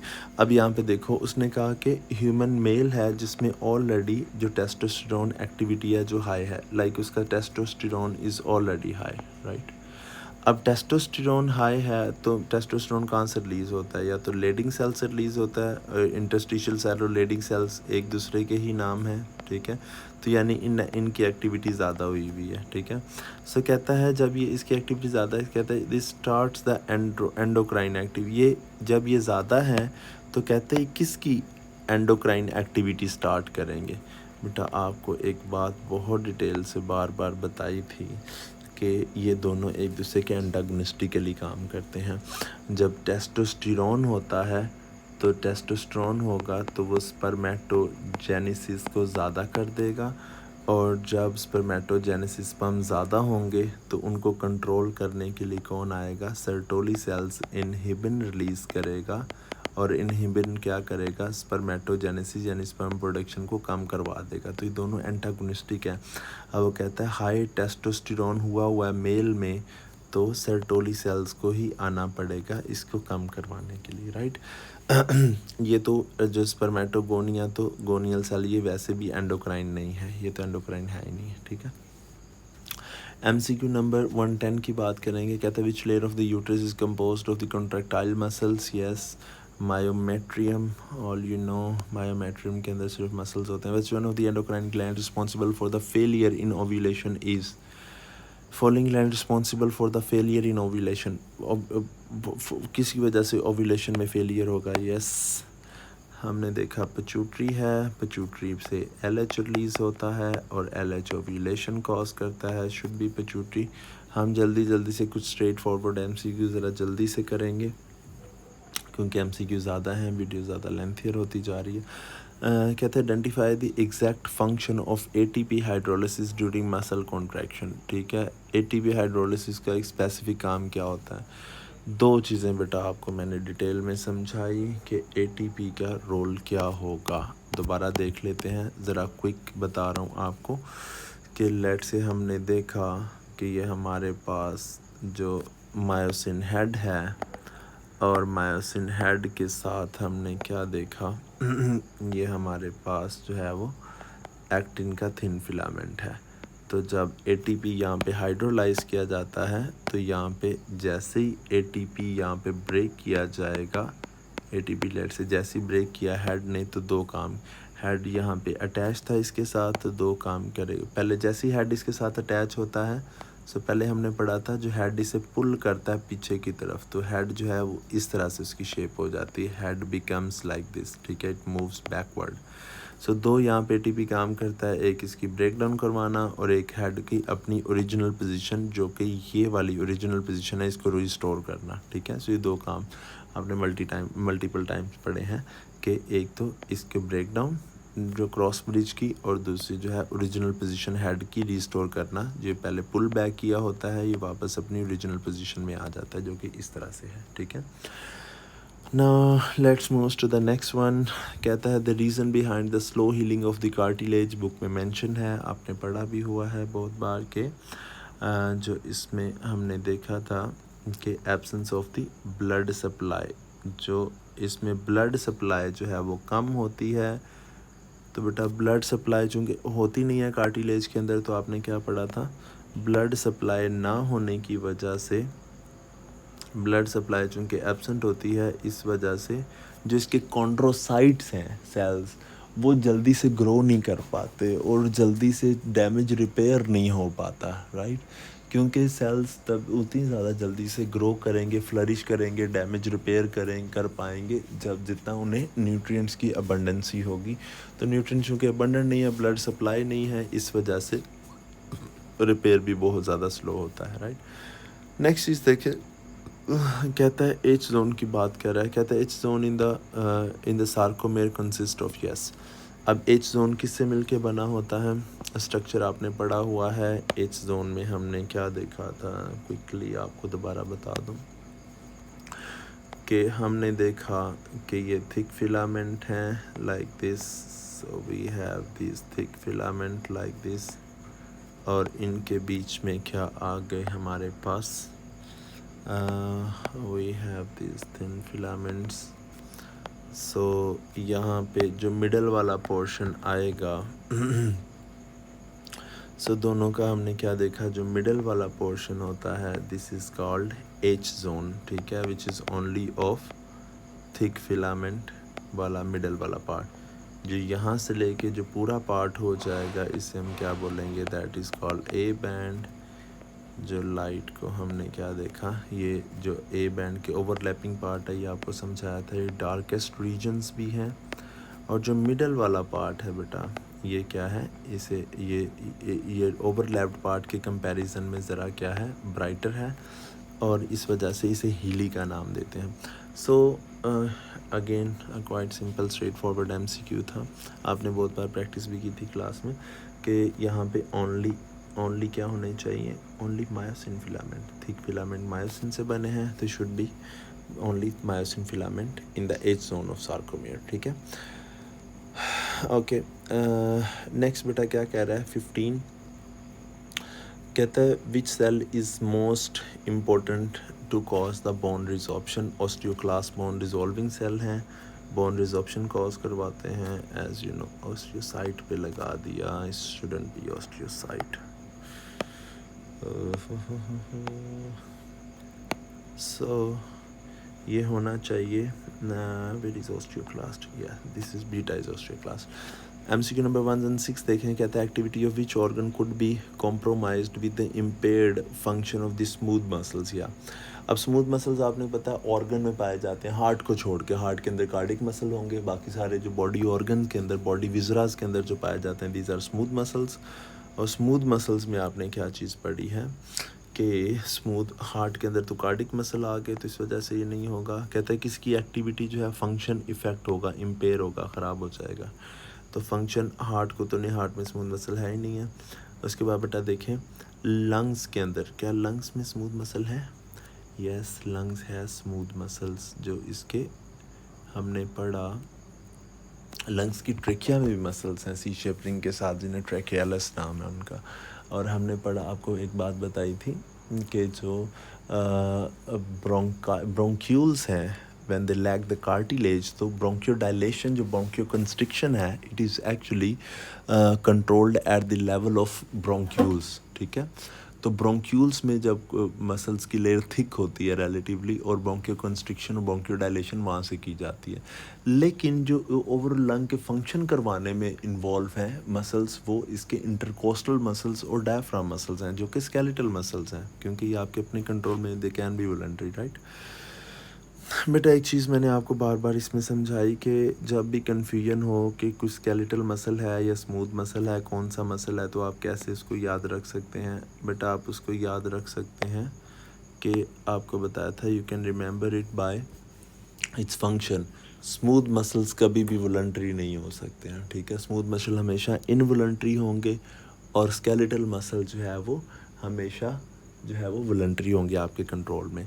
Skeletal muscle usually skeleton के साथ कनेक्टेड होते हैं, लेकिन ये हार्ड एंड फास्ट रूल नहीं है, ठीक है। जैसे टंग आपकी स्केलेटल मसल ये किसी स्ट्रक्चर के, हार्ड बोनी स्ट्रक्चर के साथ कनेक्टेड नहीं है। सिमिलरली जो है वो जो स्फिंक्टर्स हैं जैसे एक्सटर्नल एनल स्फिंक्टर या external urethral sphincter, both are smooth muscles लेकिन स्केलेटन के साथ अटैच नहीं है, तो it's not a hard and fast rule. लेकिन जो वॉलंटरी और इनवॉलंटरी का आपको बताया, it is hard and fast, ये हर बार ऐसा ही होगा, ठीक है। सो टंग चूँकि वॉलंटरी है तो इस वजह से ये स्केलेटल मसल है। तो मिल मिला के हमारे पास स्मूथ मसल जो है, हमें पता चला कि वो इसका एक्शन जो है वो इफ़ेक्ट होगा, राइट। MCQ नंबर 117 देखेंगे, कहता the phenomena of the gene linkage reject the concept of yes. जो जीन लिंकेज का कॉन्सेप्ट है, कौन सा फिनोमिना है जो जीन लिंकेज को रिजेक्ट करता है, ठीक है। सो जेनेटिक्स वाले चैप्टर के MCQ स्टार्ट हुए। अब बेटा आपको ना लॉ ऑफ इंडिपेंडेंट असॉर्टमेंट समझाया था। What is law of independent assortment? हमने लॉ ऑफ इंडिपेंडेंट असॉर्टमेंट में ये बात पढ़ी थी, देखो आपको भी ये चीज़ बताई थी कि दो करैक्टर अगर हमेशा एक साथ आ रहे हैं, ठीक है, तो डिफरेंट करैक्टर हमेशा एक साथ आ रहे हैं। लेट से राउंड हमेशा अगर किसके साथ आ रहा है, येलो के साथ, और अगर हमने क्या देखा, जो रिंकल है अगर वो हमने देखा सिर्फ किसके साथ आ रहा है, ग्रीन के साथ आ रहा है। अगर हमेशा ही ऐसा हो रहा है तो हमें क्या पता चला, ये दोनों करैक्टर हैं वो क्या हैं, लिंक्ड है, ठीक है। लेकिन अगर जो है राउंड हमने देखा येलो के साथ भी आ जाए और राउंड ग्रीन के साथ भी आ जाए, on the other hand wrinkle जो है वो येलो के साथ भी आ जाए और रिंकल ग्रीन के साथ भी आ जाए, अगर चारों कम्बिनेशन आ जाए हमारे पास, तो हम क्या बोलेंगे, ये इंडिपेंडेंट असॉर्टमेंट है, राइट। सो हमें ये पता चला कि जो लिंकेज वाला कॉन्सेप्ट है, लाइक अगर ये हमारे पास रिज़ल्ट आते, सिर्फ ये दोनों रिज़ल्ट आते, तो दिस शोज़ के लिंकेज है। और लिंकेज का हमें पता है कि जब जीन लिंकेज होती है, the phenomena of gene linkage reject करता है बेटा किसको, लॉ ऑफ इंडिपेंडेंट असॉर्टमेंट को, क्योंकि लॉ ऑफ इंडिपेंडेंट असॉर्टमेंट कहता है जीन हमेशा इंडिपेंडेंटली असॉर्ट होती हैं, वो एक दूसरे के साथ लिंक्ड नहीं होती, वो एक दूसरे को इन्फ्लुएंस नहीं करती। तो मेंडल ने ये लॉ बनाया था कि जीन हमेशा जो है इंडिपेंडेंटली असॉर्ट होंगी, लेकिन वो लेटर ऑन फाउंड आउट कि जीन लिंक्ड भी हो सकती हैं, और उसके रीजंस आपको पता है, जीन लिंक किस वजह से आपको पता है। जब डिस्टेंस क्लोज होता जाएगा जीन्स का फिजिकल डिस्टेंस, तो they will be more on the linkage side वाला बिहेवियर वो शो करना स्टार्ट कर देंगे, राइट। सो नेक्स्ट चीज़ की तरफ मूव करते हैं, कहता है which one of the following is use to determine the linkage between the gene pairs, या जीन पेयर्स के लिंकेज को शो करने का क्या तरीका है। या बेटा देखें, इसमें दो क्रॉसेस आपको इंटरेस्टिंग ऑप्शंस हैं, बीटा, अल्फ़ा और बीटा, ठीक है। टेस्ट क्रॉस या बैक क्रॉस, ठीक है। तो पूछ रहा है कि आपने डिटरमिन करना चाहते हैं linkage between two gene pairs. बेटा हमने क्या देखा, लिंकेज जो टेस्ट करने का क्या तरीका है। पहले तो बात करते हैं टेस्ट क्रॉस की। टेस्ट क्रॉस बेटा हम करते होते हैं ट्रू ब्रीडिंग फाइंड करने के लिए कि प्लांट की ट्रू ब्रीडिंग है या नहीं है। अब ट्रू ब्रीडिंग का क्या मतलब होता है कि होमोजाइगस प्लांट। अब जैसे हमें कन्फ्यूजन होती है, हमें पता नहीं चलता कि कोई प्लांट जो है बेटा वो होमोजाइगस राउंड है या हेट्रोजाइगस राउंड है, तो हम टेस्ट क्रॉस में क्या करते थे, दोनों का क्रॉस करवा लें रिसेसिव के साथ, ये और जो भी आपके दो सैंपल प्लांट है, ये वाला और ये वाला, दोनों का क्रॉस करवा लें स्मॉल आर के साथ। इसके बेटा क्रॉस से क्या होगा, आपके 100% जो है वो राउंड प्रोड्यूस होंगे बेटा, और इसके क्रॉस से क्या होगा, आपके 50% जो है वो राउंड और 50% बेटा क्या, रिंकल प्रोड्यूस होंगे। अगर 50-50 रिजल्ट आया तो पता चल गया पौधा होमोजाइगस राउंड नहीं है, अगर 100% आ गया तो होमोजाइगस राउंड है, मतलब ट्रू ब्रीडिंग प्लांट है, ठीक है। This was the test cross we found.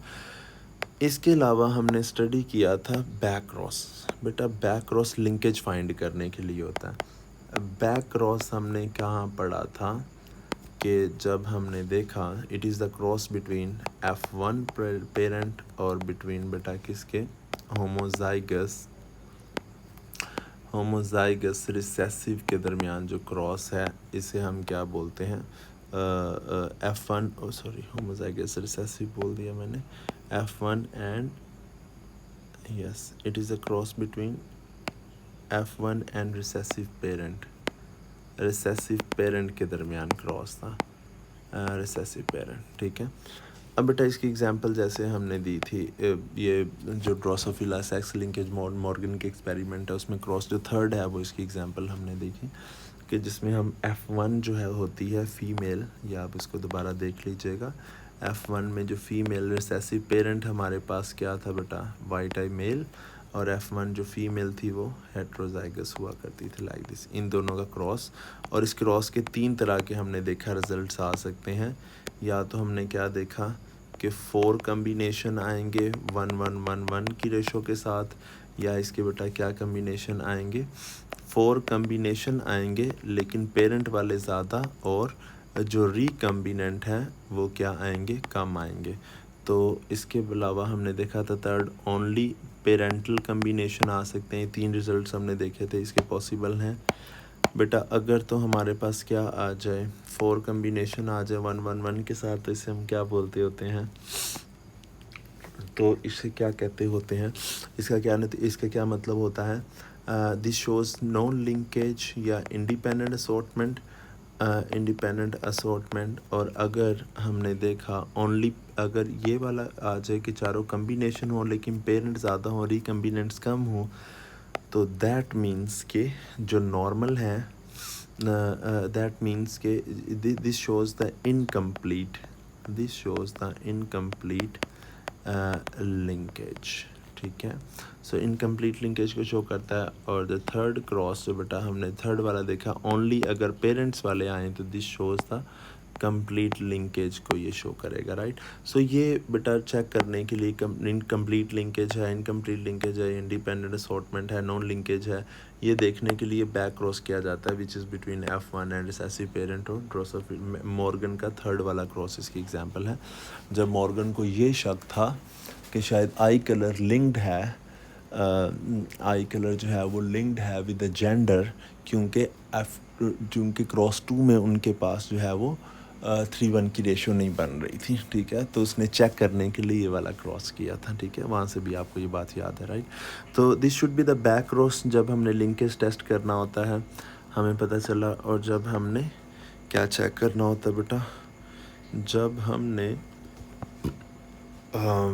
Test cross क्या आपको बताया बेटा, जब हमने क्या चेक करना होता है, ट्रू ब्रीडिंग इंडिविजुअल को फाइंड करना होता है, राइट। MCQ नंबर 119 देखने के बाद कहता है process by which unwanted structure are engulfed and digested within the lysosomes are termed as, yes. इसे ऑटोफैगी बेटा बोलेंगे। ऑटोफैगी जब अनवांटेड स्ट्रक्चर को डाइजेस्ट किया जाएगा। कहता है fluidity of biological membrane is maintained by yes phospholipid, book से रेफर कर सकते हैं आप। कहते हैं which of the following independently produces in the cell। Independently produce बेटा कौन करेगा, जो सेल्फ रेप्लिकेटिंग इंडिविजुअल ऑर्गेनेली होगा, राइट। सो आपको पता है सेल्फ रेप्लिकेटिंग जो है क्लोरोप्लास्ट और mitochondria, because they have their own DNA and ribosomes, या।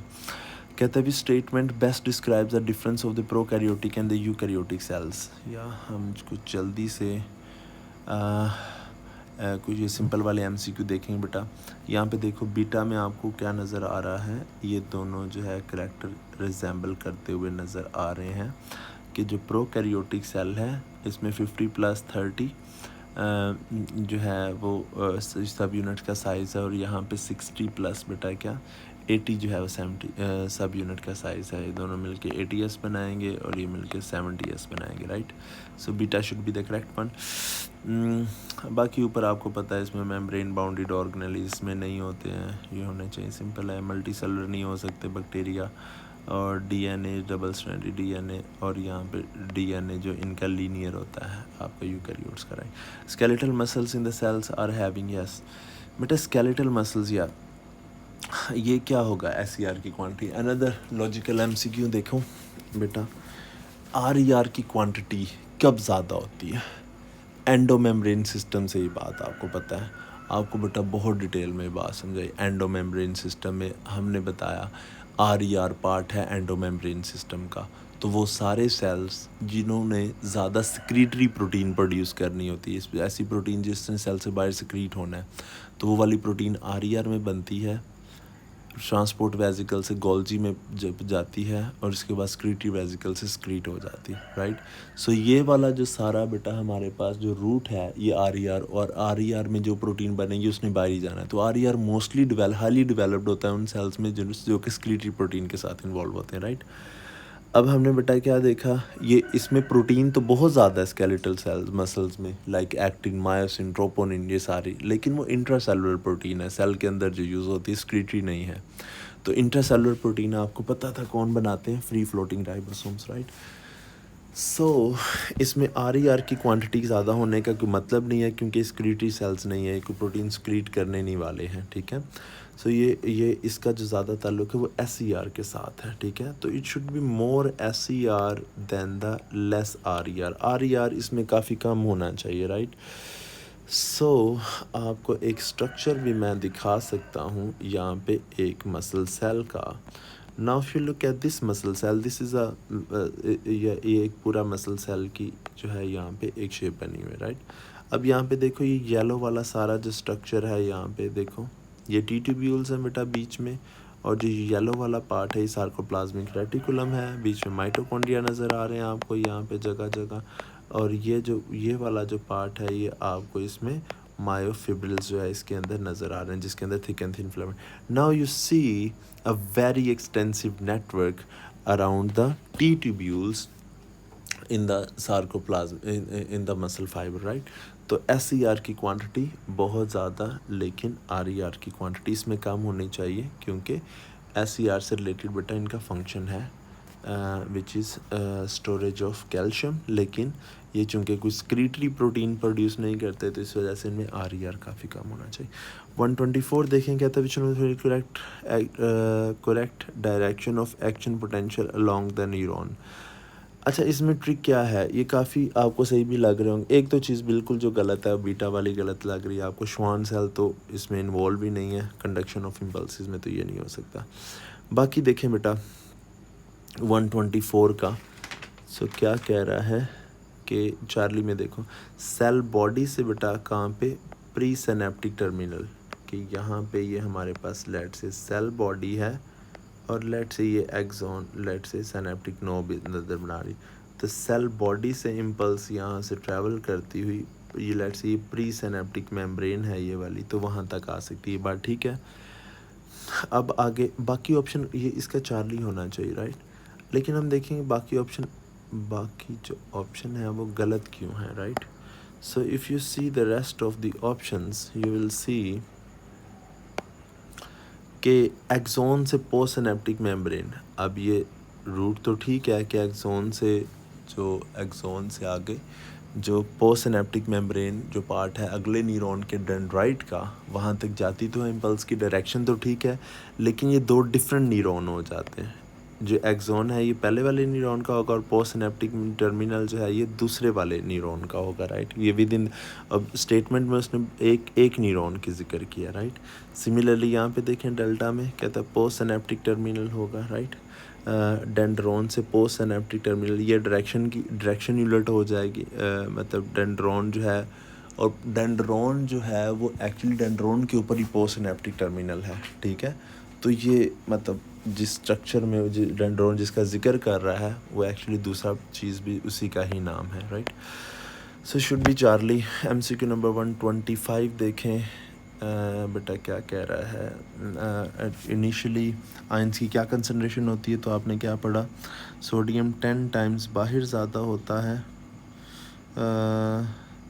सोडियम जो है वो 10 टाइम्स बाहर ज़्यादा, या सोडियम 10 टाइम्स बाहर ज़्यादा होगा बेटा, एक सेकेंड, सोडियम 10 टाइम्स बाहर ज़्यादा होगा, और जो पोटाशियम है वो 30 टाइम इनसाइड ज़्यादा होता है, और ये अगेंस्ट द ग्रेडियंट ही मूव करते हैं।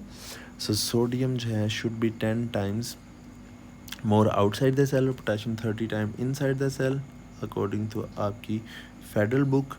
तो ये अगेंस्ट द कंसंट्रेशन ही मूव करवाया जाता है इनको, ठीक है। सो सोडियम पोटाशियम पंप है वो। कहता है a brief phase in which neuron regain its original ionic distribution, हमने देखा रिफ्रैक्टिव पीरियड में आयन डिस्ट्रीब्यूशन उलट हो चुकी होती है, तो सोडियम पोटाशियम पंप उसको दोबारा करेक्ट करवाता है ड्यूरिंग द रिफ्रैक्टिव पीरियड, ठीक है। कहता part of the brain which comprises the limbic system, या लिम्बिक सिस्टम किस किस से बना होता है, बीटा होना चाहिए बेटा, हमने देखा अमेगडाला, हिप्पोकैम्पस एंड थैलेमस, ये तीनों मिलके limbic system which is emotion centre of your brain.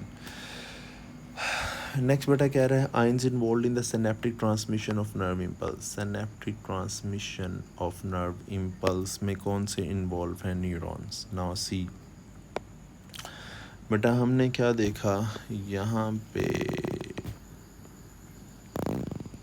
ये हमारे पास वी हैव दिस साइनेप्स, यहाँ पे तो जो स्टार्ट होता है ये कंडक्शन का मैकेनिज़्म, ये कुछ इस तरह से होता है बेटा कि आपने देखा यहाँ पे जैसे नर्व इम्पल्स अप्रोच करती है तो यहाँ पे voltage gate input calcium channel है, so you have a calcium channel here, यहाँ से कैल्शियम अंदर मूव कर जाता है जिसकी वजह से सिनेप्स यहाँ पे फ्यूज़ हो जाता है सिनेप्टिक वेसिकल, और जो पोस्ट सिनेप्टिक मेम्ब्रेन पे आके वो रिसेप्टर के साथ आके अटैच हो जाती है। लेट्स से दिस इज़ रिसेप्टर, यहाँ से सोडियम का इन्फ्लक्स होता है, सोडियम के इन्फ्लक्स होने की वजह से चार्जेस रिवर्स हो जाते हैं। अब बेटा मेरी बात सुने, यहाँ पे एक तो कैल्शियम इन्वॉल्व है और एक सोडियम का इन्फ्लक्स इन्वॉल्व है, जिससे यहाँ से इम्पल्स यहाँ पे अपीयर हो जाएगी। कन्फ्यूजन वाली दो ही बातें हैं कि क्या इसमें पोटाशियम इन्वॉल्व है या पोटाशियम इन्वॉल्व नहीं है। नाउ सी, क्या ये पोटाशियम, कैल्शियम और सोडियम है या ये पोटाशियम और कैल्शियम है, राइट। बेटा मेरी बात सुने, पोटाशियम का ट्रांसमिशन में रोल नहीं है, पोटाशियम रीपोलराइजेशन कॉज करवाता है। लेट्स से अगर हम पोटाशियम नहीं होगा यहाँ पे, पोटाशियम अगर काउंट नहीं करेंगे तो जो पोस्ट सिनेप्टिक मेम्ब्रेन है वहाँ पे रीपोलराइजेशन नहीं हो पाएगी, रीपोलराइजेशन नहीं हो पाएगी तो मतलब वो आगे रिफ्रैक्टिव पीरियड नहीं बनेगा, और रिफ्रैक्टिव पीरियड से आगे नॉर्मल जो है वो रेस्टिंग मेम्ब्रेन पोटेंशियल भी नहीं बन पाएगा, तो नेक्स्ट नर्व इम्पल्स कंडक्ट करने के काबिल नहीं रहेगा न्यूरॉन, ठीक है। लेकिन आयंस का बैलेंस ख़राब हो जाएगा, ठीक है, अगर हम पोटाशियम को काउंट नहीं करते। लेकिन अगर आप पोटाशियम को काउंट नहीं करें और क्वेश्चन आपसे ये पूछा जाए कि पोटाशियम लेट से नहीं है, और अगर मैं आपसे ये पूछूं कि बेटा क्या इम्पल्स जो है वो ट्रांसफ़र हो पाएगी प्री सिनेप्टिक मेम्ब्रेन से पोस्ट सिनेप्टिक मेम्ब्रेन से, वुड यू से यस और no? You gonna say yes, क्योंकि कैल्शियम जो है कैल्शियम जब होगा तो क्या इन्फ्लक्स ऑफ कैल्शियम से सिनेप्टिक वेसिकल फ्यूज़ होंगे प्री सिनेप्टिक मेम्ब्रेन के साथ, और जब न्यूरोट्रांसमीटर जाके पोस्ट सिनेप्टिक मेम्ब्रेन की प्रोटीन के साथ जाके अटैच होंगे तो सोडियम का इन्फ्लक्स होगा, तो ये मेम्ब्रेन की ट्रांसमिशन हो गई है। सो ऊपर उसने यही पूछा आपसे कि आयंस कौन सा इन्वॉल्व है ट्रांसमिशन ऑफ सिनेप्टिक मेम्ब्रेन के साथ, तो should B calcium delta, should be potassium and calcium, right? Oh sorry, oh my god, shouldn't be delta, हमने देखा should be yes, this should be sodium, discuss कर रहे थे हम sodium and calcium, right, sodium and calcium, calcium fusion के लिए of the synaptic vesicle, और जो दूसरे हमारे पास जो कैल्शियम जो है फ्यूजन के लिए, और जो सोडियम है वो पोस्ट सिनेप्टिक मेम्ब्रेन में डीपोलराइजेशन के लिए, नर्व इम्पल्स प्रोड्यूस करवाने के लिए, राइट। सो ट्रांसमिशन हो जाएगी इन दोनों आयन से, आगे वो आयनिक इम्बैलेंस हो जाएगा पोस्ट सिनेप्टिक मेम्ब्रेन पे, अगर हम कैल्शियम को काउंट नहीं करेंगे तो वो हमारा प्रॉब्लम नहीं है। स्टेटमेंट में उसने सिर्फ ये बताया कि ट्रांसमिशन के लिए कौन से ज़रूरी हैं, तो ये दो चीज़ें ज़रूरी हैं ट्रांसमिशन के लिए। 129 देखें, कहता है correct sequence of the 4 elements of the neural pathway in the simple reflex, yes. तो सिंपल रिफ्लेक्स में क्या क्या पाथवे फॉलो किया जाएगा, अल्फ़ा इंटरेस्टिंग लग रहा है, sensory neuron, associative neuron, motor and muscle, या alpha should be the correct one, yes. अच्छा 130 देखें, कहते हैं in human memory storage and the memory storage for behaviour, या for behaviour and coordination is well developed, coordination से ही आपको idea हो जाता है, मसल कोऑर्डिनेशन किससे रिलेटेड काम है, this is cerebellum, right.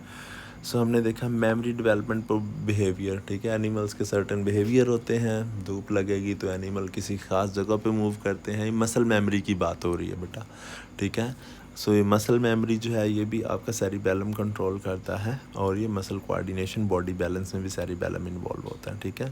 Chemical nature से हिसाब से हमने हार्मोन्स और ग्लैंड को मैच करना है, तो अल्फा इसका करेक्ट होना चाहिए। प्रोटीन जो है, प्रोटीन वाले हार्मोन इंसुलिन की एग्जांपल है, और यहाँ पे आगे पैंक्रियाज है। यहाँ पे कोई और हमें इंटरेस्टिंग नहीं लग रहा, ठीक है। थायरोक्सिन, ठीक है, यहाँ पे अमाइनो एसिड डेरिवेटिव ही है, टायरोसिन से ड्राइव किया जाता है, लेकिन ये थायराइड ग्लैंड का हार्मोन है, तो ये यहाँ पे गलत हो गया, ठीक है। कैटिकोलामीन जो है बेटा, एस्ट्रोजन कैटिकोलामीन नहीं है, ठीक है। एस्ट्रोजन जो है वो स्टीरॉयडल हार्मोन है, और कॉर्टिसोल स्टीरॉयडल तो है, लेकिन ये थाइमस से रिलीज़ नहीं होता है, एड्रिनल कॉर्टेक्स से रिलीज़ होता है, राइट।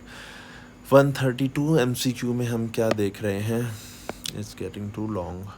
कहते हैं which phylum exhibit the first true coelom, ठीक है बेटा। प्रोटोस्टोम्स में आपको बताया था, प्रोटोस्टोम्स में आपको बताया था, आम से आपने याद रखना है AAM, राइट। एनिलिडा, आर्थ्रोपोडा और मोलस्का, ठीक है। तो ये डिवीजन जो है बेटा हमने देखा था, जो हमने सीलोम है वो डिवाइड की थी किसमें, प्रोटोस्टोम्स में और ड्यूटेरोस्टोम्स में, राइट। और ड्यूटेरोस्टोम्स में आगे काइनोडर्मेटा, हेमिकोडेटा और कोडेटा आ गए थे, राइट। अब यहाँ पे जो एनिलिडा, आर्थ्रोपोडा और जो मोलस्का हैं, इनमें सबसे पहला फाइल हमारे पास एनिलिडा आता है। इस वजह से Annelida were the first animal जो कि ये सीलोम की कैटेगरी में आते हैं। तो annelida were the first animal to develop a true coelom, right. कहता है ये जो 6 फाइलम है, जो ड्यूटेरो, प्रोटोस्टोम और ड्यूटेरोस्टोम, ये सारे बेटा सिलोमिक ही होते हैं, इनमें सब में सिलोमी ही होती है, ठीक है। लेकिन प्रोटोस्टोम सबसे पहले हैं, पहले डेवलप हुए थे, ठीक है। और जो ड्यूटेरोस्टोम बाद में आने वाले, और प्रोटोस्टोम में भी फाइलम इसी हिसाब से, इसी तरतीब से इवॉल्व हुए। एनिलिडा, आर्थ्रोपोडा, मोलस्का, और एनिलिडा सबसे पहले हैं, ठीक है। तो इस वजह से they were first animal to evolve the coelom. कहता है which invertebrate has exceptionally large complex brain and highly developed capabilities to learn and remember. बेटा जनरल नॉलेज में आपने पढ़ा होगा स्मार्टेस्ट एनिमल कौन कौन से हैं, ह्यूमंस के बाद चिंपैंजी ऑन द टॉप आते हैं हमारे, उसके बाद dolphin one of the smartest animals, smartest mammals हैं, ठीक है। ऑर्कास जिन्हें हम किलर वेल्स कहते हैं, one of the smartest animals है। उसके बाद ऑक्टोपस। अब जो गिवन एनिमल्स हैं इनमें ऑक्टोपस जो है बेटा, ये it is very very intelligent बेटा। ये इवन के एक्सपेरिमेंट शो किए गए हैं, आप यूट्यूब पे एक्सपेरिमेंट्स देख सकते हैं कि दे कैन सोल्व पजल्स, जो ऑक्टोपस हैं, ठीक है। और वो लिड को ओपन करके खुद उसमें जाके बॉटल के अंदर और लिड को क्लोज भी कर सकते हैं, और अंदर से लिड को ओपन भी कर सकते हैं, लाइक इस तरह की प्रॉब्लम भी सॉल्व कर सकते हैं, ठीक है। सो कुछ एग्जांपल दिए, one of the smartest animals हैं ह्यूमंस के बाद। कहता है arthropod constitute 54% of the kingdom animalia, what is the reason of their success. कहता है ये मोस्ट डाइवर्स है, ठीक है। पंजाब की ओल्ड बुक के अकॉर्डिंग 51.3 लिखा था गालबन, उसमें वैल्यू के 51.3 एनिमल्स जो हैं वो आर्थ्रोपोडा से बिलोंग करते हैं। खैर ये 54% कह रहा है, और कहता है रीज़न ऑफ देयर सक्सेस क्या होगी, वो इतने ज़्यादा सक्सेसफुल क्यों हैं।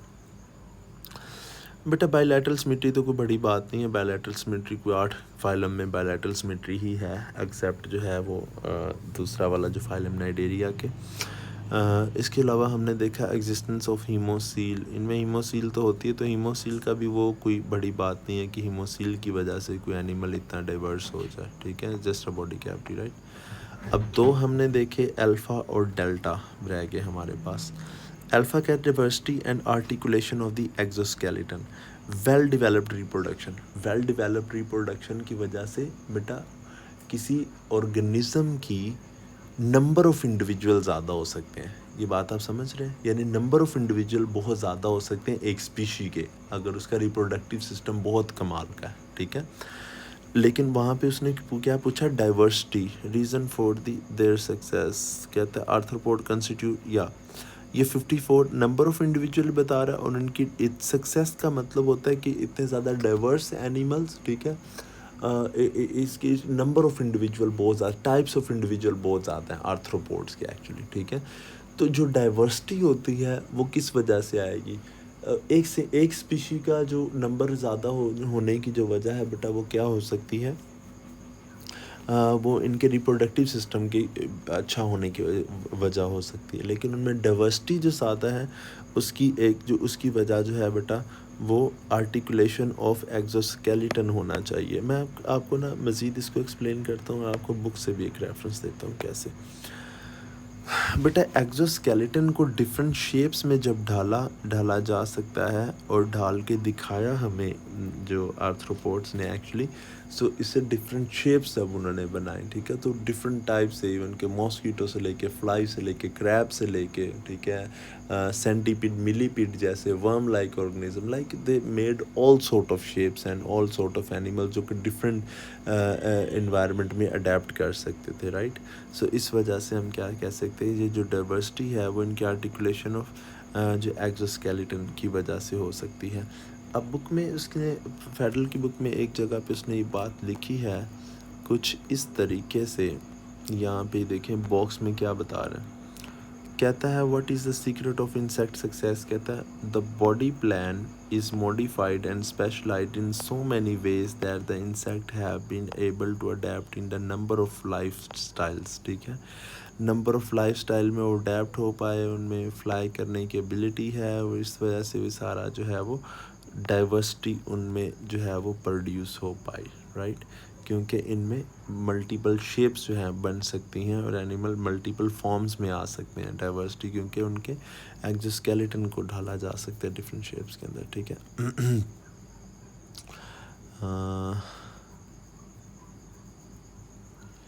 अच्छा, तो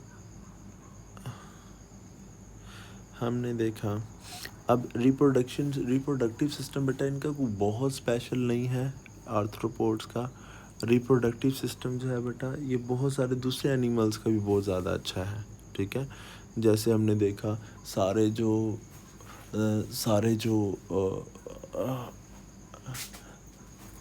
जो पैरासिटिक एनिमल्स हैं, हमने देखा उनका एक कॉमन कैरेक्टर होता है पैरासाइट्स का कि उनका डाइजेस्टिव सिस्टम पूरली डेवलप्ड, लेकिन रिप्रोडक्टिव सिस्टम बहुत ज़्यादा हाईली डेवलप्ड। लेकिन हम देखते हैं उनमें इतनी डाइवर्सिटी नहीं है, ना वो नंबर ऑफ़ इंडिविजुअल भी इतने ज़्यादा नहीं है, ठीक है।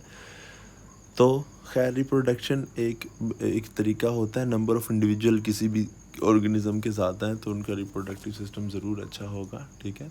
लेकिन बहुत अच्छे रिप्रोडक्टिव सिस्टम के साथ भी एनिमल, और इनके रिप्रोडक्टिव से ये नॉर्मल सेक्सुअल रिप्रोडक्शन, इनके रिप्रोडक्टिव सिस्टम के साथ हमने उतनी कोई स्पेशल चीज़ देखी भी नहीं है, राइट। सो कहता है डाइवर्सिटी की खैर जो वजह है, इतने ज़्यादा डाइवर्स होने की वजह जो है वो इनके जो एक्सोस्केलेटन की जो शेप है, ठीक है। खैर it would be interesting to see इसकी की क्या वो अपलोड करता है, क्योंकि अगर उसकी बेसिस उसने ये बनाई, नंबर ऑफ़ इंडिविजुअल उसने इसकी बेसिस बनाई, तो वो माइट भी इसका 4D ऑप्शन लगा सकता है, ठीक है। सो अभी I am going with the alpha, ठीक है। सो 135 देखें, कहता है which one of the following virus is having double stranded DNA in its core। Double stranded DNA straight forward, आपको मल्टीपल टाइम मैंने ये बात बताई थी कि बेटा वो जो उसमें से एक MCQ आना आपको जो जीनोम की टाइप में से, ठीक है। तो अगेन हमारे पास जो डायरिया वायरस है वो लिखा हुआ है वहाँ पे। Pore size of porcelain filter paper, Charles Chamberland ने जब रेबीज़ का वायरस डिस्कवर किया तो वहाँ पे गिवन है कि 100 to 1000 नैनोमीटर साइज़ होता है पोर्सलिन फिल्टर पेपर का। रिवर्स ट्रांसक्रिप्टेज कन्वर्ट्स किसको कन्वर्ट करता है, सिंगल स्ट्रैंडेड RNA को बेटा डबल स्ट्रैंडेड DNA में कन्वर्ट करता है। आगे कह रहा है which symptoms disappear after the few months. अब बेटा देखो जो नाइट स्वेट्स है ना, ये सेकंड स्टेज के सिम्टम है, AIDS related complex. Memory loss भी सेकंड स्टेज के सिम्टम है। अब बच्चे दो सिम्टम, वेट लॉस भी पहली स्टेज में बेटा, जब लॉस ऑफ एपिटाइट होता है ना, ये किसी भी इन्फेक्शन का जनरल सिम्टम है, लॉस ऑफ एपिटाइट आपको बताया, तो लॉस ऑफ एपिटाइट होता है तब वेट लॉस होता है, तो पहले में ये भी आपको ये सारे सेकंड स्टेज के सिम्टम है। ये एक्चुअली सेकंड बीटा है ही, ये जो स्वॉलन लिम्फ नोड ये एक्चुअली सिर्फ ये अकेला सिम्टम है जो फर्स्ट का है। तो फर्स्ट जो infection that is asymptomatic carrier का है, सो दैट मे डिसअपेयर। कहता है primary purpose of the photosystem 1 in the thylakoid is, primary purpose बेटा क्या होता है? Oxidation of water. लुक बेटा, जो फोटो सिस्टम 2 है, या इसका प्राइमरी पर्पस क्या होता है कि यहाँ पे वाटर को ब्रेक किया जाता है। तो इसका प्राइमरी पर्पस यहाँ पे ये होता है कि 2 हाइड्रोजन आयन और एक जो ऑक्सीजन, जो वाटर हैं, ये यहाँ वाटर के इलेक्ट्रॉन्स ले लिए जाते हैं और जब लाइट पड़ती है तो वाटर के इलेक्ट्रॉन्स यहाँ से एक्साइट हो जाते हैं, राइट। सो वाटर के electrons can get excited. So इसकी सो वाटर से इलेक्ट्रॉन एक्सट्रैक्ट करना, वाटर को एज अ इलेक्ट्रॉन सोर्स के तौर पर यूज़ किया जाता है। सो वी नो कि इलेक्ट्रॉन्स को निकालना, this is oxidation of water. So that is why we going with 139 का बीटा लगाएंगे, राइट। 140 देखें, कहता है in glycolysis glucose is yes. Glucose बेटा ऑक्सीडाइज होता है, रिड्यूस होता है, ब्रेक डाउन इंटू G3P। बेटा ब्रेक डाउन इंटू G3P तो नहीं होगा, वो पायरोवेट में ब्रेक डाउन होता है, ठीक है। G3P तो सिर्फ उसकी पहली स्टेज का प्रोडक्ट है, राइट। नेक्स्ट देखें, कहता है रिडक्शन ऑफ NADPH होती है ग्लूकोज, या ग्लूकोज का बताना है हमने, ऑक्सीडाइज होता है या रिड्यूस होता है। बेटा नाउ लुक एट दिस, जब हमने पढ़ा जो ग्लूकोज है, जब बेटा वो पायरोवेट में ब्रेक होगा तो हमने क्या देखा, जब ग्लूकोज पायरोवेट में ब्रेक होता है तो ADP हमने देखा तो ATP में कन्वर्ट होते हैं, एक तो ये आउटपुट है। एंड वी सॉ कि 2NAD जो है बेटा वो NADH में कन्वर्ट होते हैं, राइट। अब बेटा यहाँ पे आपने क्या देखा, 2NAD एंड 2NADH में कब कन्वर्ट हो सकते हैं बेटा? NAD के अंदर हमने देखा दिस इज NAD, या NAD से NADH। सो हमने क्या देखा था बेटा, NAD के अंदर एनर्जी वाली चीज़ क्या होती है बेटा, आपको क्या पढ़ाया था? Energise electron. सो जब NAD से NADH बनाने हैं तो इसे एनर्जाइज इलेक्ट्रॉन देने पड़ेंगे। लाइक ग्लूकोज से एनर्जाइज इलेक्ट्रॉन मूव किए होंगे यहाँ पे, जिससे NAD से NADH बना होगा। तो ग्लूकोज से बेटा जब NAD में इलेक्ट्रॉन डाले गए होंगे तो ग्लूकोज की ओवरऑल हम बोल सकते हैं क्या हुई है? ऑक्सीडेशन।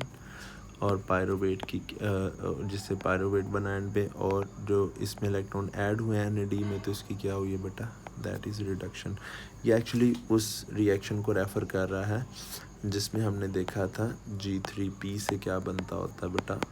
1,3-bis फॉस्फोग्लिसरेट बनता है। ये एक्चुअली ऑक्सीडेशन उस जगह पे होती है, ठीक है। G3P ऑक्सीडाइज होकर 1,3-bis फॉस्फोग्लिसरेट बना देता होता है, ठीक है।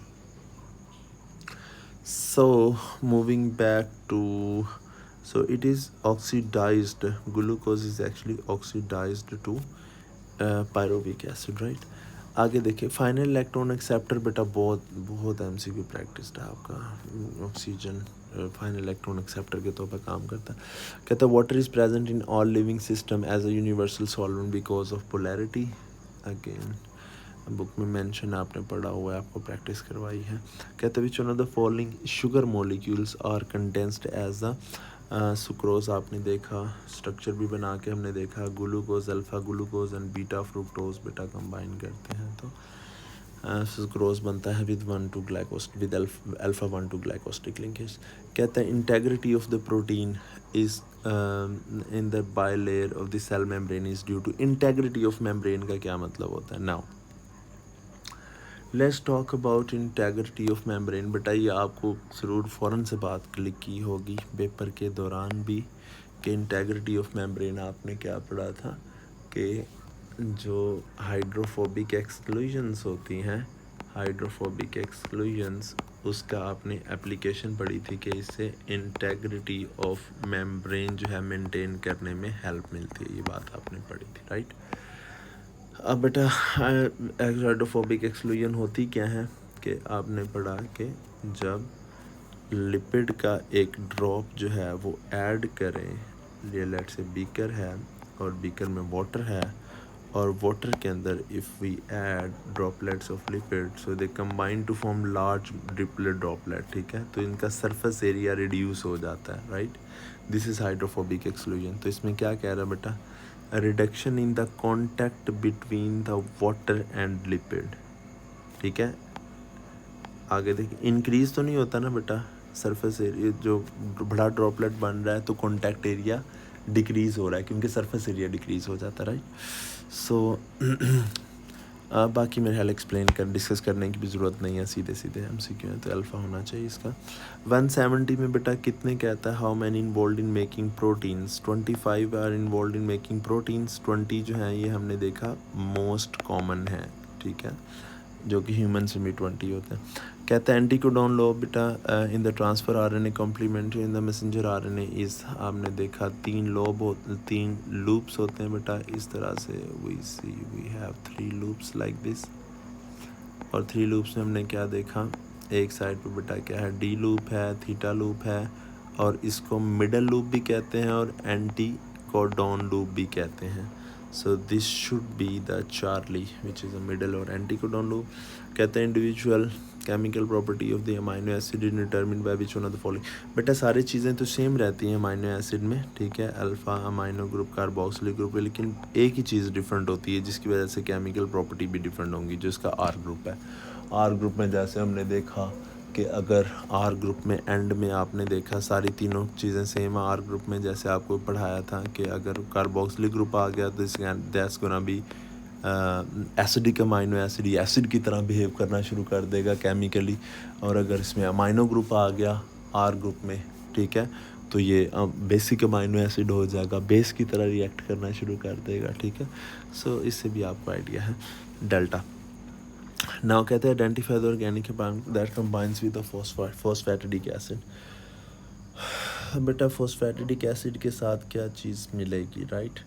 सो ऑप्शंस में उसने जो चीज़ें दी हैं फॉस्फैटिडिक डाइल्कोलिन या फॉस्फैटिडिक एसिड का, फॉस्फैटिडाइल्कोलिन या लेसिथिन का आपने स्ट्रक्चर पढ़ा हुआ है। Let's say we have glycerol over here, आपने देखा है इसके साथ पहले 2 पे फैटी एसिड अटैच हो जाते हैं, ठीक है, मैं पूरा स्ट्रक्चर नहीं ड्रॉ कर रहा अभी।